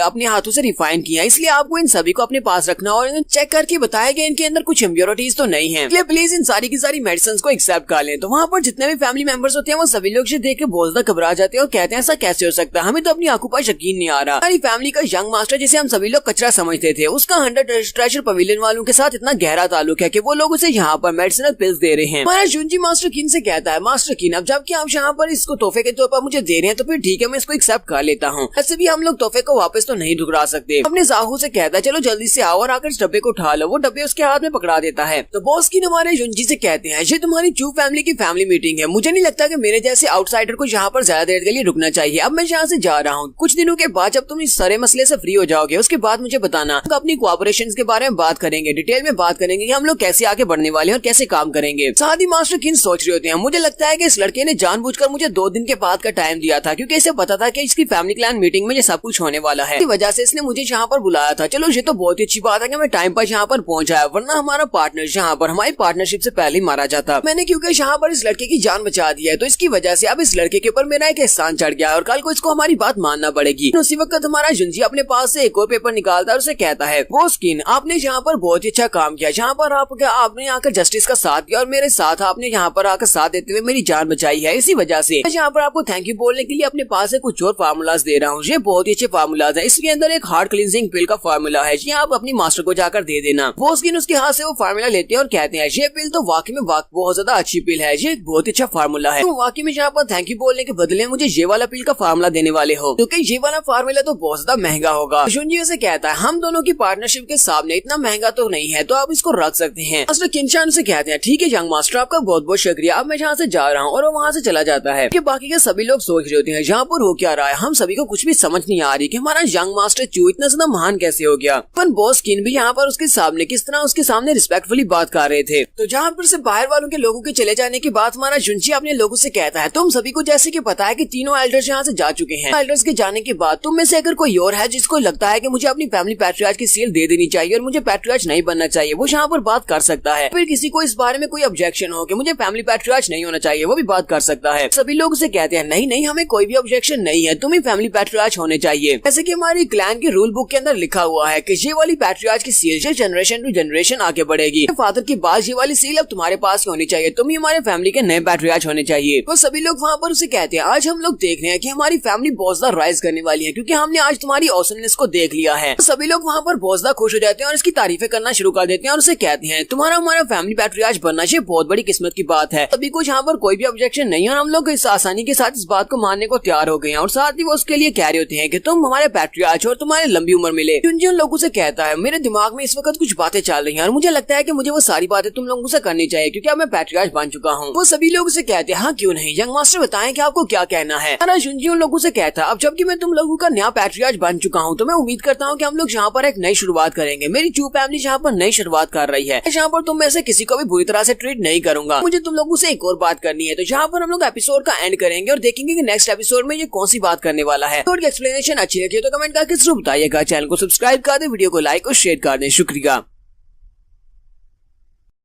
तो स्वर्ड किंग के लास्ट एपिसोड के एंड पे हमने देखा था कि चू फैमिली के सभी लोग हमारे यंग मास्टर को अपना नया पैट्रियार्च मान लेते हैं। तो हमारा यंग मास्टर सभी लोगों से कहता है, तुम लोगों से कुछ बात करनी है। पहली बात तो वो ये करता है कि नया पैट्रियार्च बनने के बाद मैं तुम सभी लोगों का बहुत ज्यादा ख्याल रखूंगा और हमारी फैमिली बहुत ज्यादा राइज करेगी। साथ ही वो उन सभी लोगों से कहता है, मुझे एक और बात करनी है। वो उनसे कहता है, मैंने यहाँ पर फर्स्ट एल्डर के बेटे चू हाई को मार दिया है, इसी वजह से चू पेंगटियान के साथ मेरा एक झगड़ा चल रहा है। चू पेंगटियान तो मुझे हर हाल में नहीं छोड़ने वाले। मुझे लगता है कि बाकी के दोनों एल्डर्स जो कि उसके साथ यहाँ से चले गए, वो दोनों भी यहाँ पर इस बात को एक्सेप्ट नहीं करेंगे कि मैं यहाँ पैट्रियार्च हूँ। इसी वजह से मुझे लगता है कि अब इन लोगों के साथ कुछ ना कुछ तो करना पड़ेगा। अब कि मुझे यहाँ पर पैट्रियार्च की पोजीशन मिल चुकी है और मैं पैट्रियार्च हूँ, तो मैं यहाँ पर ये फैसला ले सकता हूँ। उन सभी से कहता है, तो मैं यहाँ पर तुम सभी के सामने इस बात को अनाउंस कर रहा हूँ कि आज के बाद से फर्स्ट एल्डर, सेकंड एल्डर और थर्ड एल्डर, उन तीनों को हमारी चू फैमिली से एक्सपेल किया जाता है। वो तीनों आज के बाद फैमिली में वापस नहीं आ सकते। जब वो लोग जिंदा है वो हमारी फैमिली में वापस नहीं आ सकते। जब वो मर जाएंगे तो उन्हें अपनी फैमिली टॉम में दफनाने का मौका नहीं मिलेगा और ना ही हमें अपनी उसकी हिस्ट्री की बुक के अंदर उनका नाम लिखा जाएगा। उनके बारे में जो कुछ भी हिस्ट्री है वो सारी की सारी मिटा दी जाए। सभी लोग ये बात सुनने के बाद बहुत ज्यादा घबरा जाते हैं कि पैट्रियार्च ने यहाँ पर बहुत ही सख्त फैसला कर दिया है। हमारा जुंजी उन सभी लोगों से कहता हूँ, उम्मीद करता हूँ कि आप सभी लोग यहाँ पर एक बहुत इंटेलिजेंट फैसला करेंगे और सभी लोग सोचकर साइड चुनेंगे कि आपको फर्स्ट एल्डर के साथ जाना है या फिर मेरे साथ रहना है। तो आपको मैं यहाँ पर एक और मौका दे रहा हूँ, तो उन तीनों को चूज करो या फिर मुझे चूज करो। अगर मुझे चूज करोगे तो चू फैमिली में रहने का मौका मिलेगा। हमारा जुंजी उनसे बात खत्म करने के बाद वापस आ जाता है। तो उसका जाओबू उसे कहता है, यंग मास्टर तुम तो वाकई में बहुत ज्यादा इंप्रेसिव थे, आज तुम्हारी परफॉर्मेंस बहुत ज्यादा अच्छी रही। चू हाई को हमेशा देखा है कि वो वीक लोगों को बहुत ज्यादा बुली किया करता था, आपने उसके साथ बहुत ही अच्छा किया जो उसको मार दिया। वाइफ और जाहू दोनों ही उसकी तारीफें कर रही होती हैं और उसे कहते हैं, यंग मास्टर तुम तो वाकई में बहुत ज्यादा इंप्रेसिव हो। जुंजी अपने पास से बॉटल्स निकालता है और उन बॉटल्स को टेबल के ऊपर रखता है और कहता है, सारी बॉटल्स के अंदर कुछ के अंदर बॉडी टेम्परिंग पिल्स रखी हुई हैं और कुछ के अंदर कुछ छोटा टाइप की किल पिल्स रखी हुई हैं। मैं चाहता हूँ कि तुम दोनों इन बॉटल्स को लो, इनके अंदर जो पिल्स रखी हुई है उन पिल्स को खाओ और उसके बाद अपनी अपनी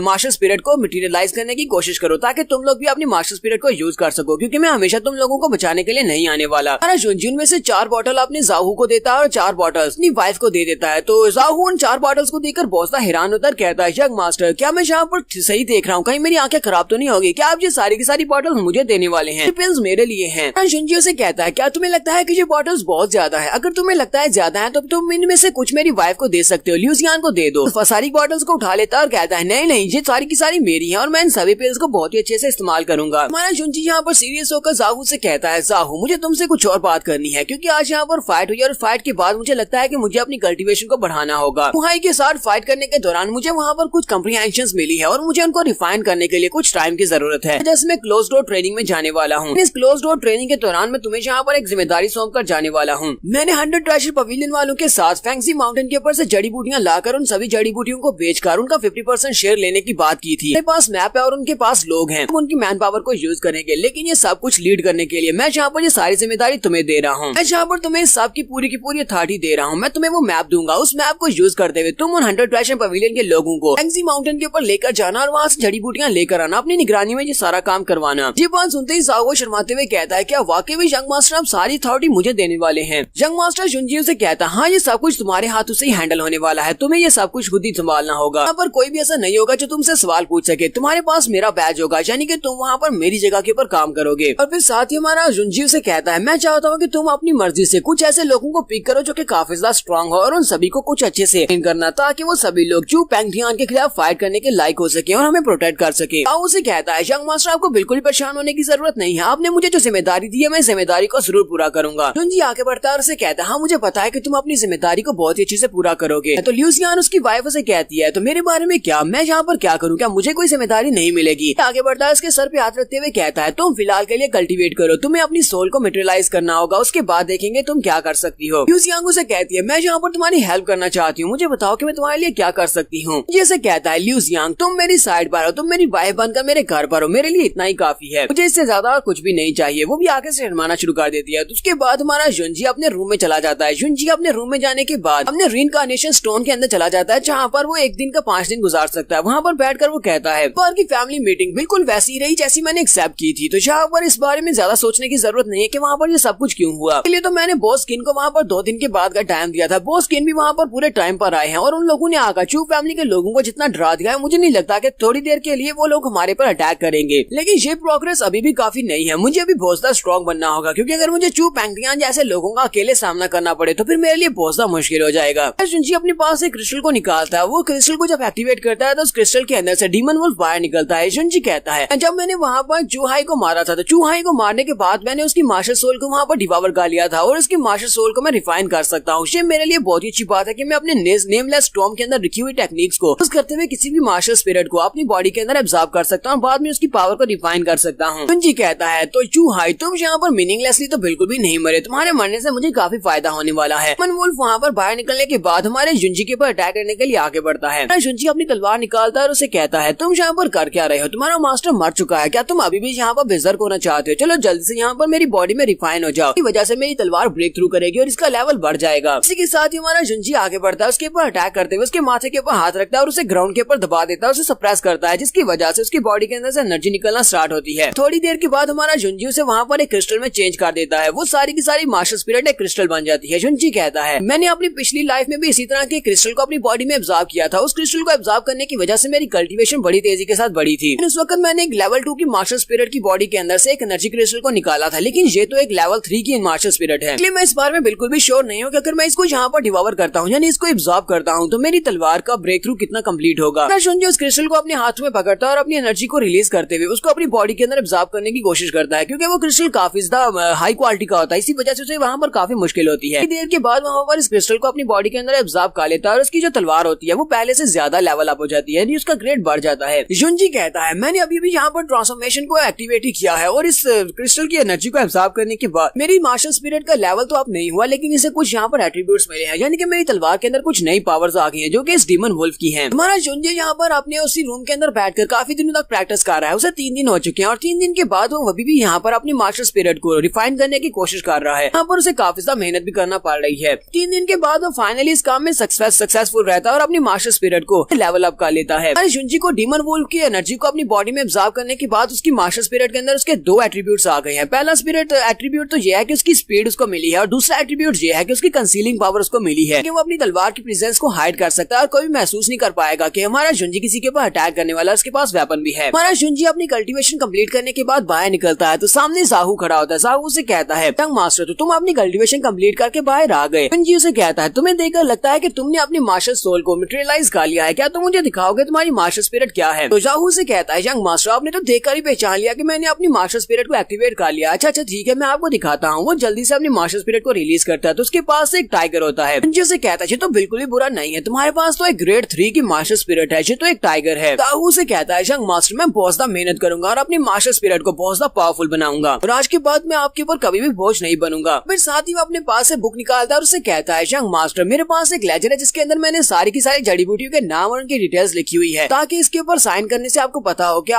कि उस माउंटेन के ऊपर से हमने कितनी सारी जड़ी बूटियों को हासिल किया है। और साथ ही वो उसे सारी बात बताता है कि जिस दिन आप क्लोज डोर ट्रेनिंग के लिए गए थे उसी दिन यहाँ पर 100 ट्रेजर पवेलियन के लोग आए थे और उन सभी लोगों को मैंने गाइड किया और उन सभी को मैं अपने साथ लेकर इसी माउंटेन के ऊपर गया था। जैसे जैसे तुमने कहा था वैसे बिल्कुल मैं मैप को फॉलो करते हुए वहाँ पर उनको अपने साथ लेकर गया। उनके साथ काफी सारे लोग थे और वहाँ से हमने जड़ी बूटियों को एक्सट्रैक्ट करना स्टार्ट किया। हालांकि वहाँ पर हम लोगों ने सिर्फ आउटर एरिया को ही अभी तक एक्सट्रैक्ट किया है, लेकिन वहाँ से हमें काफी सारी जड़ी बूटियां और काफी सारे क्रिस्टल्स भी मिले हैं। कि 15 दिनों में हम लोग आउटर एरिया की एक्सट्रैक्शन को कंप्लीट कर लेंगे। ताकि तुमने कहा था कि हमारी जू फैमिली के तीनों मास्टर्स हमारे रास्ते की रुकावट जरूर बनेंगे और वो तीनों वाकई में इस रास्ते की रुकावट बनने के लिए वहाँ पर अपीयर हुए थे। हमारे कहने के मुताबिक मैंने बॉस किन को पहले से लड़ किया हुआ था, तो वो तीनों हमारे पर अटैक करने के लिए आए थे, लेकिन बॉस किन ने वहाँ पर आकर उन लोगों को फिर से वहाँ से डरा कर भगा दिया। लगता है कि अब वो तीनों एल्डर्स दोबारा नहीं आएंगे क्योंकि बॉस किन तो हमेशा हमारे साथ ही होती हैं और बॉस किन की निगरानी में ये सारा काम हो रहा है। जुनजी उसे कहता है तो मैंने ये सारे का सारा बिजनेस मैटर तुम्हें संभालने को दिया है, तो इस सबको तुम ही संभालो। फिर वो उससे पूछता है कि मेरी वाइफ ल्यूजियांग कहाँ पर है, वो मुझे दिखाई क्यों नहीं दे रही। वो उसे कहता है मुझे नहीं पता, वो भी तुम्हारे साथ ही क्लोज डोर कल्टीवेशन में गई थी लेकिन वो अभी तक बाहर नहीं निकली। लगता है कि वो अभी तक अपनी मार्शल सोल को मटेरियलाइज करने में कामयाब नहीं हो पाई। लगता है कि उसकी मार्शल स्पिरिट की डेवलपमेंट बहुत ज्यादा स्लो है। शुनजी उसे कहता है पूरे 3 दिन गुजर चुके हैं और 3 दिन के अंदर उसने अभी तक अपनी मार्शल स्पिरिट को मटेरियलाइज नहीं किया, ये तो वाकई में बहुत ज्यादा स्लो है। तुम्हारा शुनजी उसे कहता है ल्यूजियांग को जाकर डिस्टर्ब मत करना, उसे वहाँ पर अकेले में बैठकर कल्टीवेट करने दो, उसे अपने आप से उसको अपनी मार्शल सोल को मटेरियलाइज करने दो। मैं ज़ीफेंग सिटी में जा रहा हूँ, मुझे कुछ काम है, सब कुछ तुम खुद ही संभाल लेना। शुनजी सोच रहा होता है अब जबकि आयरन बहुत ज्यादा हार्ड है तो हमें अभी इसके ऊपर हथौड़ा मारना होगा पहले के कोई और हमारे ऊपर आकर अटैक करे, उनके ऊपर अटैक करना होगा और मुझे अपने प्लान को अगले स्टेप तक पहुंचाना होगा। सीन में 100 ट्रेजर पवेलियन का दिखाया जाता है। 100 ट्रेजर पवेलियन में मास्टर यूजियांग अपनी चेयर के ऊपर बैठी होती है तो बॉस किन उसके पास आते हैं और उसे कहते हैं जैसा कि तुमने कहा था कि मुझे जुनजी के बारे में इन्फॉर्मेशन लेकर आनी है, जुनजी के बारे में काफी सारी इन्फॉर्मेशन निकाल कर लाया हूँ। मास्टर किनशान अपनी मैडम को बताते हैं कि पास में वो लड़का बिल्कुल एक कचरे की तरह था। अचानक से वो शुई फैमिली में गया और शुई फैमिली में जाने के बाद उसने शुई ल्यूजियांग के साथ शादी कर ली और उससे शादी करने के बाद से इस लड़के की कल्टीवेशन बहुत ज्यादा तेजी के साथ बढ़ रही है, जहाँ तक कि चू फैमिली के बहुत सारे लोग भी अब उसको सपोर्ट करना शुरू कर दिया है। तो उसकी मैडम उसे कहती है ये ल्यूजियांग कौन है, तो वो उसे ल्यूजियांग के बारे में बताता है। कहता है शुई फैमिली के पैट्रियार्च और एक होटल में काम करने वाली वेशा की बेटी है, तो वो उसकी नाजायज औलाद थी, इसी वजह से वो वहाँ पर नौकरानी का काम किया करती थी। यंग मास्टर जुनजी वहाँ पर जाकर उसे शादी का प्रस्ताव रखा और शुई पैंग ने उसके साथ उसकी शादी करवा दी। मैडम यूजान उसकी बात सुनने के बाद कहती है मैं चाहती हूँ कि तुम उस लड़के के ऊपर नजर रखो, अगर तुम्हें उस लड़के के बारे में कुछ भी खास नहीं मिलता तो उसके फादर के बारे में इन्फॉर्मेशन हासिल करो, क्या उसके फादर के अंदर ऐसा क्या स्पेशल था। यहाँ पर हम लोग अपनी एपिसोड 9 का एंड करेंगे। एपिसोड की एक्सप्लेनेशन अच्छी लगी हो तो कमेंट करके जरूर बताइएगा। चैनल को सब्सक्राइब कर दे, वीडियो को लाइक और शेयर कर दे। शुक्रिया।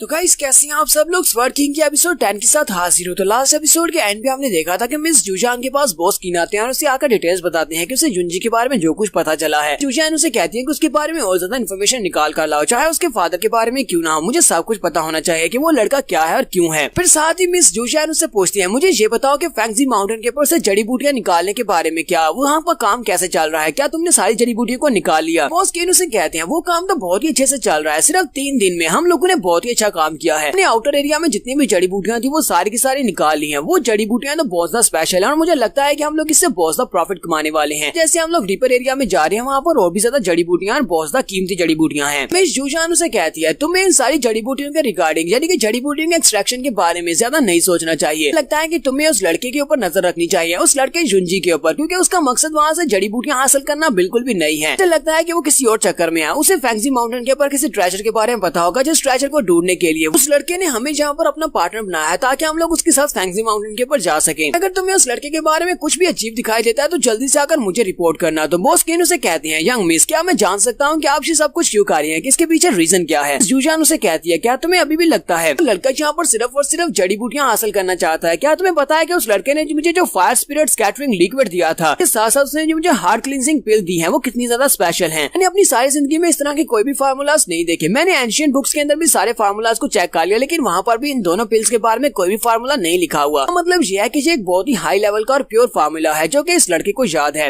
बॉस कीनू से कहते हैं, मिस के कहने के मुताबिक अगर ये फार्मूला एंशिएंट बुक्स के अंदर नहीं लिखा हुआ तो इस फार्मूला की कीमत तो बहुत ज्यादा होनी चाहिए, क्योंकि किसी को इस फार्मूला के बारे में पता नहीं है। उस लड़के ने इस फार्मूला को हमें ऐसे ही दे दिया। एक फार्मूला उसने थैंक यू बोलने के बदले में दे दिया और दूसरा फार्मूला उसने सिर्फ 40 स्पिरिट स्टोन्स के बदले में हमें दे दिया। इसका मतलब यह है कि उस लड़के की नजर में इन फार्मूलाज की कीमत बहुत ज्यादा कम है। हो सकता है कि उसके पास अभी भी कुछ ऐसे फार्मूलाज हों जो कि इससे भी ज्यादा महंगे हों। पता नहीं है कि वो लड़का हमारे साथ सिर्फ और सिर्फ पैसों के लिए कोऑपरेशन में डायल हुआ है। इस यूजानवी से कह दिया, हाँ मुझे भी ऐसे ही लगता है कि उस माउंटेन के ऊपर से जड़ी बूटियों को निकाल कर हमारे साथ पार्टनरशिप करना चाहिए, तो सिर्फ और सिर्फ एक कवर है। असल में उस लड़के का मकसद कुछ और है, वो कुछ और हासिल करना चाहता है। उसी वक्त दरवाजे के ऊपर नॉक होती है। नौकरानी उनसे कहती है, मिस यूजैन, यंग मास्टर जुंजी आप लोगों से मिलने के लिए आए हैं, वो आपसे मिलने की रिक्वेस्ट कर रहे हैं, मुझे बताएं कि उनको कहाँ पर बैठा दूं। स्किन कहते हैं, मास्टर जुंजी को अंदर ले आओ और उसे एक ऐसे रूम में बिठाना जहाँ पर कोई भी बाहर से हमारी बातें ना सुन सके। वहाँ पर बिठाने के बाद से चाय पानी दो। मिस यूजैन कहती है, जरा रुको, मेरे पास कुछ और प्लान है। उस नौकरानी से कहती है, मैं चाहती हूँ कि तुम उसे हमारे ट्रेजरी रूम के बाहर लेकर आओ, वहाँ से हम लोग खुद ही संभाल लेंगे, हम उसे अपनी ट्रेजरी रूम में लेकर जाने वाले हैं, मैं पर्सनली उसको अटेंड करूंगी। वो नौकरानी बाहर जाती है और हमारे जुंजी से कहती है, यंग मास्टर प्लीज मेरे पीछे आए, मैं आपको एक स्पेशल रूम की तरफ लेकर जा रही हूँ जहाँ पर हमारी यंग मिस पर्सनली आपसे मिलेगी। तो वो उसे अपने ट्रेजरी रूम के बाहर ले जाती है जहाँ पर हमारी मिस यूजैन और उसके साथ बॉस किन दोनों वहाँ पर खड़े होते हैं। जुंजी से कहता है, मिस मुझे लगता है कि मैंने यहाँ पर आपको कुछ ज्यादा इंतजार करवा दिया। मिस यूजैन उसे कहती है, कोई बात नहीं, हमारे 100 ट्रेजर पवेलियन के पार्टनर और अपने पार्टनर के लिए थोड़ी देर यहाँ पर इंतजार करना ही पड़े तो कोई फर्क नहीं पड़ता। मिस यूजैन उसे कहती है, तो तुम यहाँ पर हमारे पास से कॉल्ड्रॉन खरीदने के लिए आए हो, तो क्या तुम फाइनली अपने लिए खुद पिल्स रिफाइन करने वाले हो? लगता है कि फैंक्सी माउंटेन के ऊपर वाकई वहाँ पर कुछ ऐसे ट्रेजर्स हैं। जुंजी से कहता है, मिस हम कौन से ट्रेजर्स की बात कर रही है, लगता है मेरे साथ कुछ मजाक कर रही है। मैंने तो अभी भी यहाँ पर पिल बनाने की मार्शल आर्ट्स को सीखना स्टार्ट किया है, इसी वजह से मुझे एक बेसिक कॉल्ड्रॉन चाहिए ताकि मैं जहाँ पर अपने घर के ऊपर पिल्स बनाने के बारे में कल्टीवेशन को आगे बढ़ा सकूं। साथ ही हमारा जुंजी से कहता है, आपने कहा कि फैंक्सी माउंटेन के ऊपर ट्रेजर्स हैं, इस बात का क्या मतलब है, क्या वाकई में वहाँ पर ट्रेजर्स है? जुजान उसे कहती है, मैं तो बस यहाँ पर मजाक कर रही थी। मास्टर चू, तुम्हें यहाँ पर इस बात को अपने दिल पर लेने की जरूरत नहीं है, चलो जल्दी से मेरे साथ आ जाओ। मैं यहाँ पर पर्सनली तुम्हें अपने साथ लेकर आई हूँ ताकि तुम यहाँ पर अपने लिए पहला कॉल्ड्रॉन चूज कर सको। पहला कॉल्ड्रॉन सबसे बेस्ट होना चाहिए। उसे अपने साथ लेकर अपने ट्रेजरी रूम में आते हैं। वो दरवाजा खोलते हैं और उसे कहते हैं, ये हमारा ट्रेजरी रूम है जहाँ पर तुम्हें बहुत सारी चीजें मिलेंगी, ये सारी चीजें तुमने पहले कभी नहीं देखी होंगी। यहाँ पर बहुत सारे आर्टिफैक्ट्स और बहुत सारे वेपन्स रखे हुए होते हैं और वो सारे के सारे हाई लेवल से लो लेवल तक के बहुत सारे वेपन्स होते हैं। टोटल लेवल, गॉड लेवल, जहाँ तक के सेंट लेवल के वेपन्स भी वहाँ पर पड़े होते हैं। मिस यूजैन हमारे जुंजी से कहती है, यंग मास्टर तो मुझे बताओ कि तुम्हें कौन से लेवल का कॉल्ड्रॉन चाहिए, तुम एक हाई लेवल का कॉल्ड्रॉन खरीदना चाहती हो? जुंजी से कहता है, नहीं, मैंने अभी अभी पिल्स को रिफाइन करना स्टार्ट किया है तो मैं बेसिक से ही स्टार्ट करूंगा। चाहता हूँ कि आप मुझे एक ट्रेजर लेवल का कॉल्ड्रॉन दें, मुझे लगता है कि वही मेरे लिए सबसे बेस्ट रहेगा। मिस यूजैन उसे कहती है, हमारे पूरे सिटी के अंदर बहुत ही कम ट्रेजर लेवल के आर्टिफैक्ट्स हैं और हमारे पास कॉल्ड्रॉन तो बहुत ज्यादा कम है। मेरे पास सिर्फ और सिर्फ 2 ट्रेजर लेवल के कॉल्ड्रॉन है, एक इस वक्त मैं खुद से यूज कर रही हूँ और दूसरा कॉल्ड्रॉन यहाँ पर तुम्हारे सामने पड़ा है। उसे कहते हैं, चलो जल्दी से आ जाओ, मैं तुम्हें इसके बारे में बताती हूँ। जिसको ब्लैक सोल पर्ल, तो जल्दी से यहाँ पर आओ, मैं तुम्हें इस कॉल्ड्रॉन के बारे में बताती हूँ। इसको ब्लैक स्पिरिट कॉल्ड्रॉन कहा जाता है। ये एक बहुत ही स्पेशल कॉल्ड्रॉन है। जब तुम इसके अंदर पिल्स को रिफाइन करते हो तो इसके अंदर अपना मॉइस्चराइजेशन का अमल होता है, यानी कि इसके अंदर ड्यू ड्रॉप्स बनते हैं जो कि तुम्हारे जो पिल्स होती हैं उनको बहुत ज्यादा वेट कर देते हैं, जिसकी वजह से तुम्हारी पिल्स के अंदर बहुत ज्यादा मॉइस्चर आ जाता है।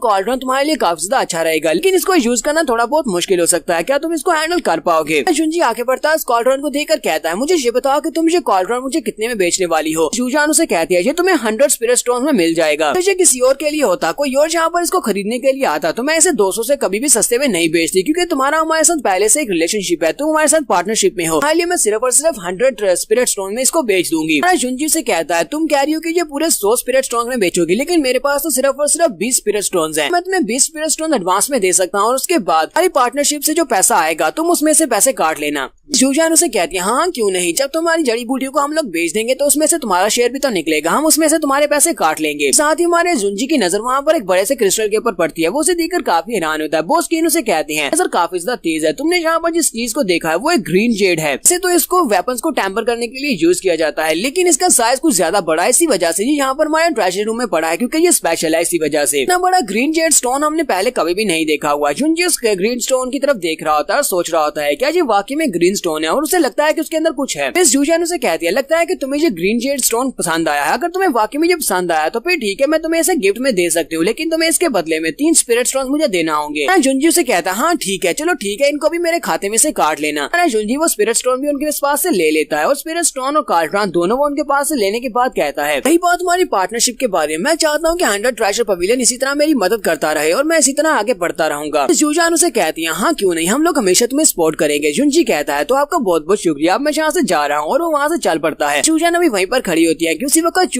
शुई फैमिली के पैट्रियार्च उसके पीछे आकर खड़े हो जाते हैं और उसे कहते हैं, मिस जूजान काफी लंबे अरसे के बाद आपको देख रहा हूँ, लेकिन आप तो पहले से भी ज्यादा खूबसूरत हो चुकी हैं। मिस जूजान पीछे की तरफ घूमती है और उसे कहती है, तुम कौन हो, यहाँ पर क्या कर रहे हो? एक बहुत ही जरूरी काम कर रही हूँ। तो तुम्हें यहाँ पर कुछ काम है तो जाओ जाकर किंशान से बात करो, क्योंकि मेरा सारा काम वही देखता है। फैमिली के पैट्रियार्च उसे अपने बारे में बताते हैं और कहते हैं, मेरा नाम शुई चोंगजियान है और मैं शुई फैमिली का पैट्रियार्च हूँ। तो मिस जूजान आप बिजी हैं तो फिर ठीक है, मैं आपको डिस्टर्ब नहीं करूंगा, मैं वापस चला जाता हूँ, फिर किसी दिन आपसे मिलने के लिए आऊंगा। मिस जूजान वहीं पर रुक जाती है और उसे कहती है, शुई चोंगजियांग, तो तुम्हारा नाम शुई चोंगजियांग है, तो यानी कि तुम शुई फैमिली के पैट्रियार्च हो। शुई कियान तुम्हारी बेटी है। शुई फैमिली के पैट्रियार्च उसे कहते हैं, मिस जूजान आपको मेरी बेटी के बारे में पता है? ये बात सुनकर मुझे बहुत ज्यादा फख्र महसूस हो रहा है कि आपको मेरी बेटी का नाम पता है। इसी के साथ ही मिस जूजान वहाँ पर कहती है, तो मैं तुम सभी लोगों के लिए यहाँ पर नए ऑर्डर्स जारी कर रही हूँ। लेकिन सभी लोगों को पहले से पता है कि शुई फैमिली का और हमारे 100 ट्रेजर पवेलियन का पहले से एक रिलेशनशिप है, हम सभी लोग आपस में पार्टनरशिप में थे। लेकिन मैं आज यहाँ पर शुई फैमिली के साथ सभी के सभी रिलेशन को तोड़ रही हूँ। आज के बाद मेरा शुई फैमिली के साथ कोई भी पार्टनरशिप का इरादा नहीं है। वो जितने लोग होते हैं वो सभी लोग बात सुनने के बाद बहुत ज्यादा हैरान होते हैं और कहते हैं, जी क्या हुआ? 100 ट्रेजर पवेलियन ने शुई फैमिली को छोड़ दिया। शुई फैमिली हमारी फैंगजी सिटी की एक बड़ी फैमिली है, तो 100 ट्रेजर पवेलियन वाले शुई फैमिली को यहाँ पर छोड़ क्यों रहे हैं? मिस जूजान उनसे कहती है, अगर तुम सभी लोग यहाँ पर वजह जानना चाहते हो कि मैंने तुम सभी लोगों के साथ पार्टनरशिप को खत्म क्यों किया है, तो मैं यहाँ पर सिर्फ इतना ही कहूंगी कि मेरा तुम्हारे साथ काम करने को दिल नहीं है। शुई फैमिली वालों की 100 ट्रेजर पवेलियन के साथ पार्टनरशिप खत्म होने की वजह से अब उनका रुतबा थोड़ा कम हो जाएगा। बॉस किंशान भी वहीं पर होते हैं, उन लोगों से कहते हैं, ये तो अफसोस की बात है कि तुम्हारे साथ पार्टनरशिप खत्म होगी, लेकिन अब तुम लोग जा सकते हो। जुनजी वापस आने के बारे में सोच रहा होता है। मिस जूजान तो वाकई में बहुत ज्यादा समझदार औरत है, उसने इस बारे में इतनी आसानी से पता लगा लिया कि मैं यहाँ पर सिर्फ और सिर्फ जड़ी बूटियों के पीछे नहीं हूँ, बल्कि मुझे वहाँ पर से कुछ और भी चाहिए। जुनजी यहाँ पर हमें बताता है कि उस माउंटेन के ऊपर से जड़ी बूटियां निकालना इसका असली मकसद नहीं है। जुनजी कहता है, मेरा मकसद वहाँ पर एक हिडन ड्रैगन पीक को ढूंढना है, वहाँ पर एक केव है जिसके अंदर बहुत ही स्पेशल ट्रेजर रखा हुआ है, मुझे वो चाहिए। जुनजी कहता है, फेंगजी माउंटेन के ऊपर वो केव है, लेकिन मुझे उसकी असली लोकेशन के बारे में नहीं पता। अपनी पिछली लाइफ में मैं एक्सीडेंटली मैं उस जगह पर पहुंच गया था और मुझे नहीं पता कि वहाँ तक कैसे पहुंचना है, लेकिन वो केव वहीं पर है, उसी माउंटेन के ऊपर ही है। उस टाइम जब मैं उस केव के अंदर गया था तो वहाँ पर से मुझे एक बुक मिली थी जो कि बहुत ज्यादा स्पेशल थी। उसी बुक को यूज करते मैंने अपनी कल्टीवेशन को काफी ज्यादा बढ़ाया था। इसके अलावा वहाँ पर एक स्वर्ड भी थी, मुझे वो स्वर्ड चाहिए ताकि मैं अपनी मास्टर स्पिरिट स्वर्ड को डेवलप कर सकूं। जुनजी कहता है, लेकिन फिलहाल के लिए अगर मुझे वहाँ पर वो केव मिल भी जाती है तो मुझे नहीं लगता कि मैं अपनी करंट स्ट्रेंथ के साथ उस केव के ऊपर जो सील है उसको ओपन कर पाऊंगा। यहाँ पर पहले तो अपनी कल्टीवेशन को बढ़ाना होगा। वो एक हथौड़ा उठाता है और अपने उस ग्रीन जेड को वहाँ पर रखते हुए उसके ऊपर हथौड़ा मारना स्टार्ट करता है और कहता है, मुझे लगता है कि मिस जूजान मुझे इन्वेस्टिगेट करवा रही है और अगर वो मुझे इन्वेस्टिगेट करना चाहती है तो फिर ठीक है, मैं उसे यहाँ पर इन्वेस्टिगेशन करने दूंगा, लेकिन उसे कभी भी मेरा असली मकसद पता नहीं चल सकता। और साथ ही वो उस पत्थर के ऊपर हथौड़ा मार रहा होता है। वो उठकर बैठ जाता है और कहता है, आधी रात को यहाँ पर क्या हो रहा है? कौन यहाँ पर हथौड़े मार रहा है? मेरी नींद खराब कर रहा है। हमारा जुनजी जब उसके ऊपर हथौड़े मारता है तो वो ग्रीन जेड टूट जाता है और उस ग्रीन जेड के अंदर से पर्पल कलर का एक क्रिस्टल निकलता है। जुनजी कहता है, ये तो वाकई में एक पॉइजन सोल फ्रेग्रेंस पर्ल है। जुनजी यहाँ पर हमें यह भी बताता है कि जाओ जिंगटियान जिसने पास्ट लाइफ में इसको मारा था, जो कि इसका दोस्त था, वो कहता है उसके पास 5 पॉइजन थे, वैसे ये पर्ल भी उसके पास ही था। अगर उसे इस बारे में पता चल गया कि मेरे पास ये वाला पॉइजन पर्ल है तो वो मुझसे छीन लेगा। हमारा जुनजी जब यहाँ पर दोबारा से जाओ जिंगटियान को याद करता है, वो कहता है, तुम तो मेरे दोस्त हुआ करते थे, फिर मैं तुमने मुझे मारा क्यों? मुझे अभी तक इस बारे में समझ नहीं आ रही कि तुमने मुझे मारा क्यों और ऊपर से इतनी बुरे तरीके से क्यों मारा। फिर साथ ही हमारा जुनजी कहता है, जबकि मुझे यहाँ पर मेरी दूसरी जिंदगी मिली है तो देखना, मैं इस बार तुम्हें दोबारा से ढूंढूंगा और उसके बाद तरह से तुम्हें मारूंगा जिस तरह तुमने मुझे मारा था। तो यहाँ पर हम लोग अपनी एपिसोड 10 का एंड करेंगे। एपिसोड की एक्सप्लेनेशन अच्छी लगी हो तो कमेंट करके जरूर बताइएगा। चैनल को सब्सक्राइब कर दें, वीडियो को लाइक और शेयर कर दें। शुक्रिया।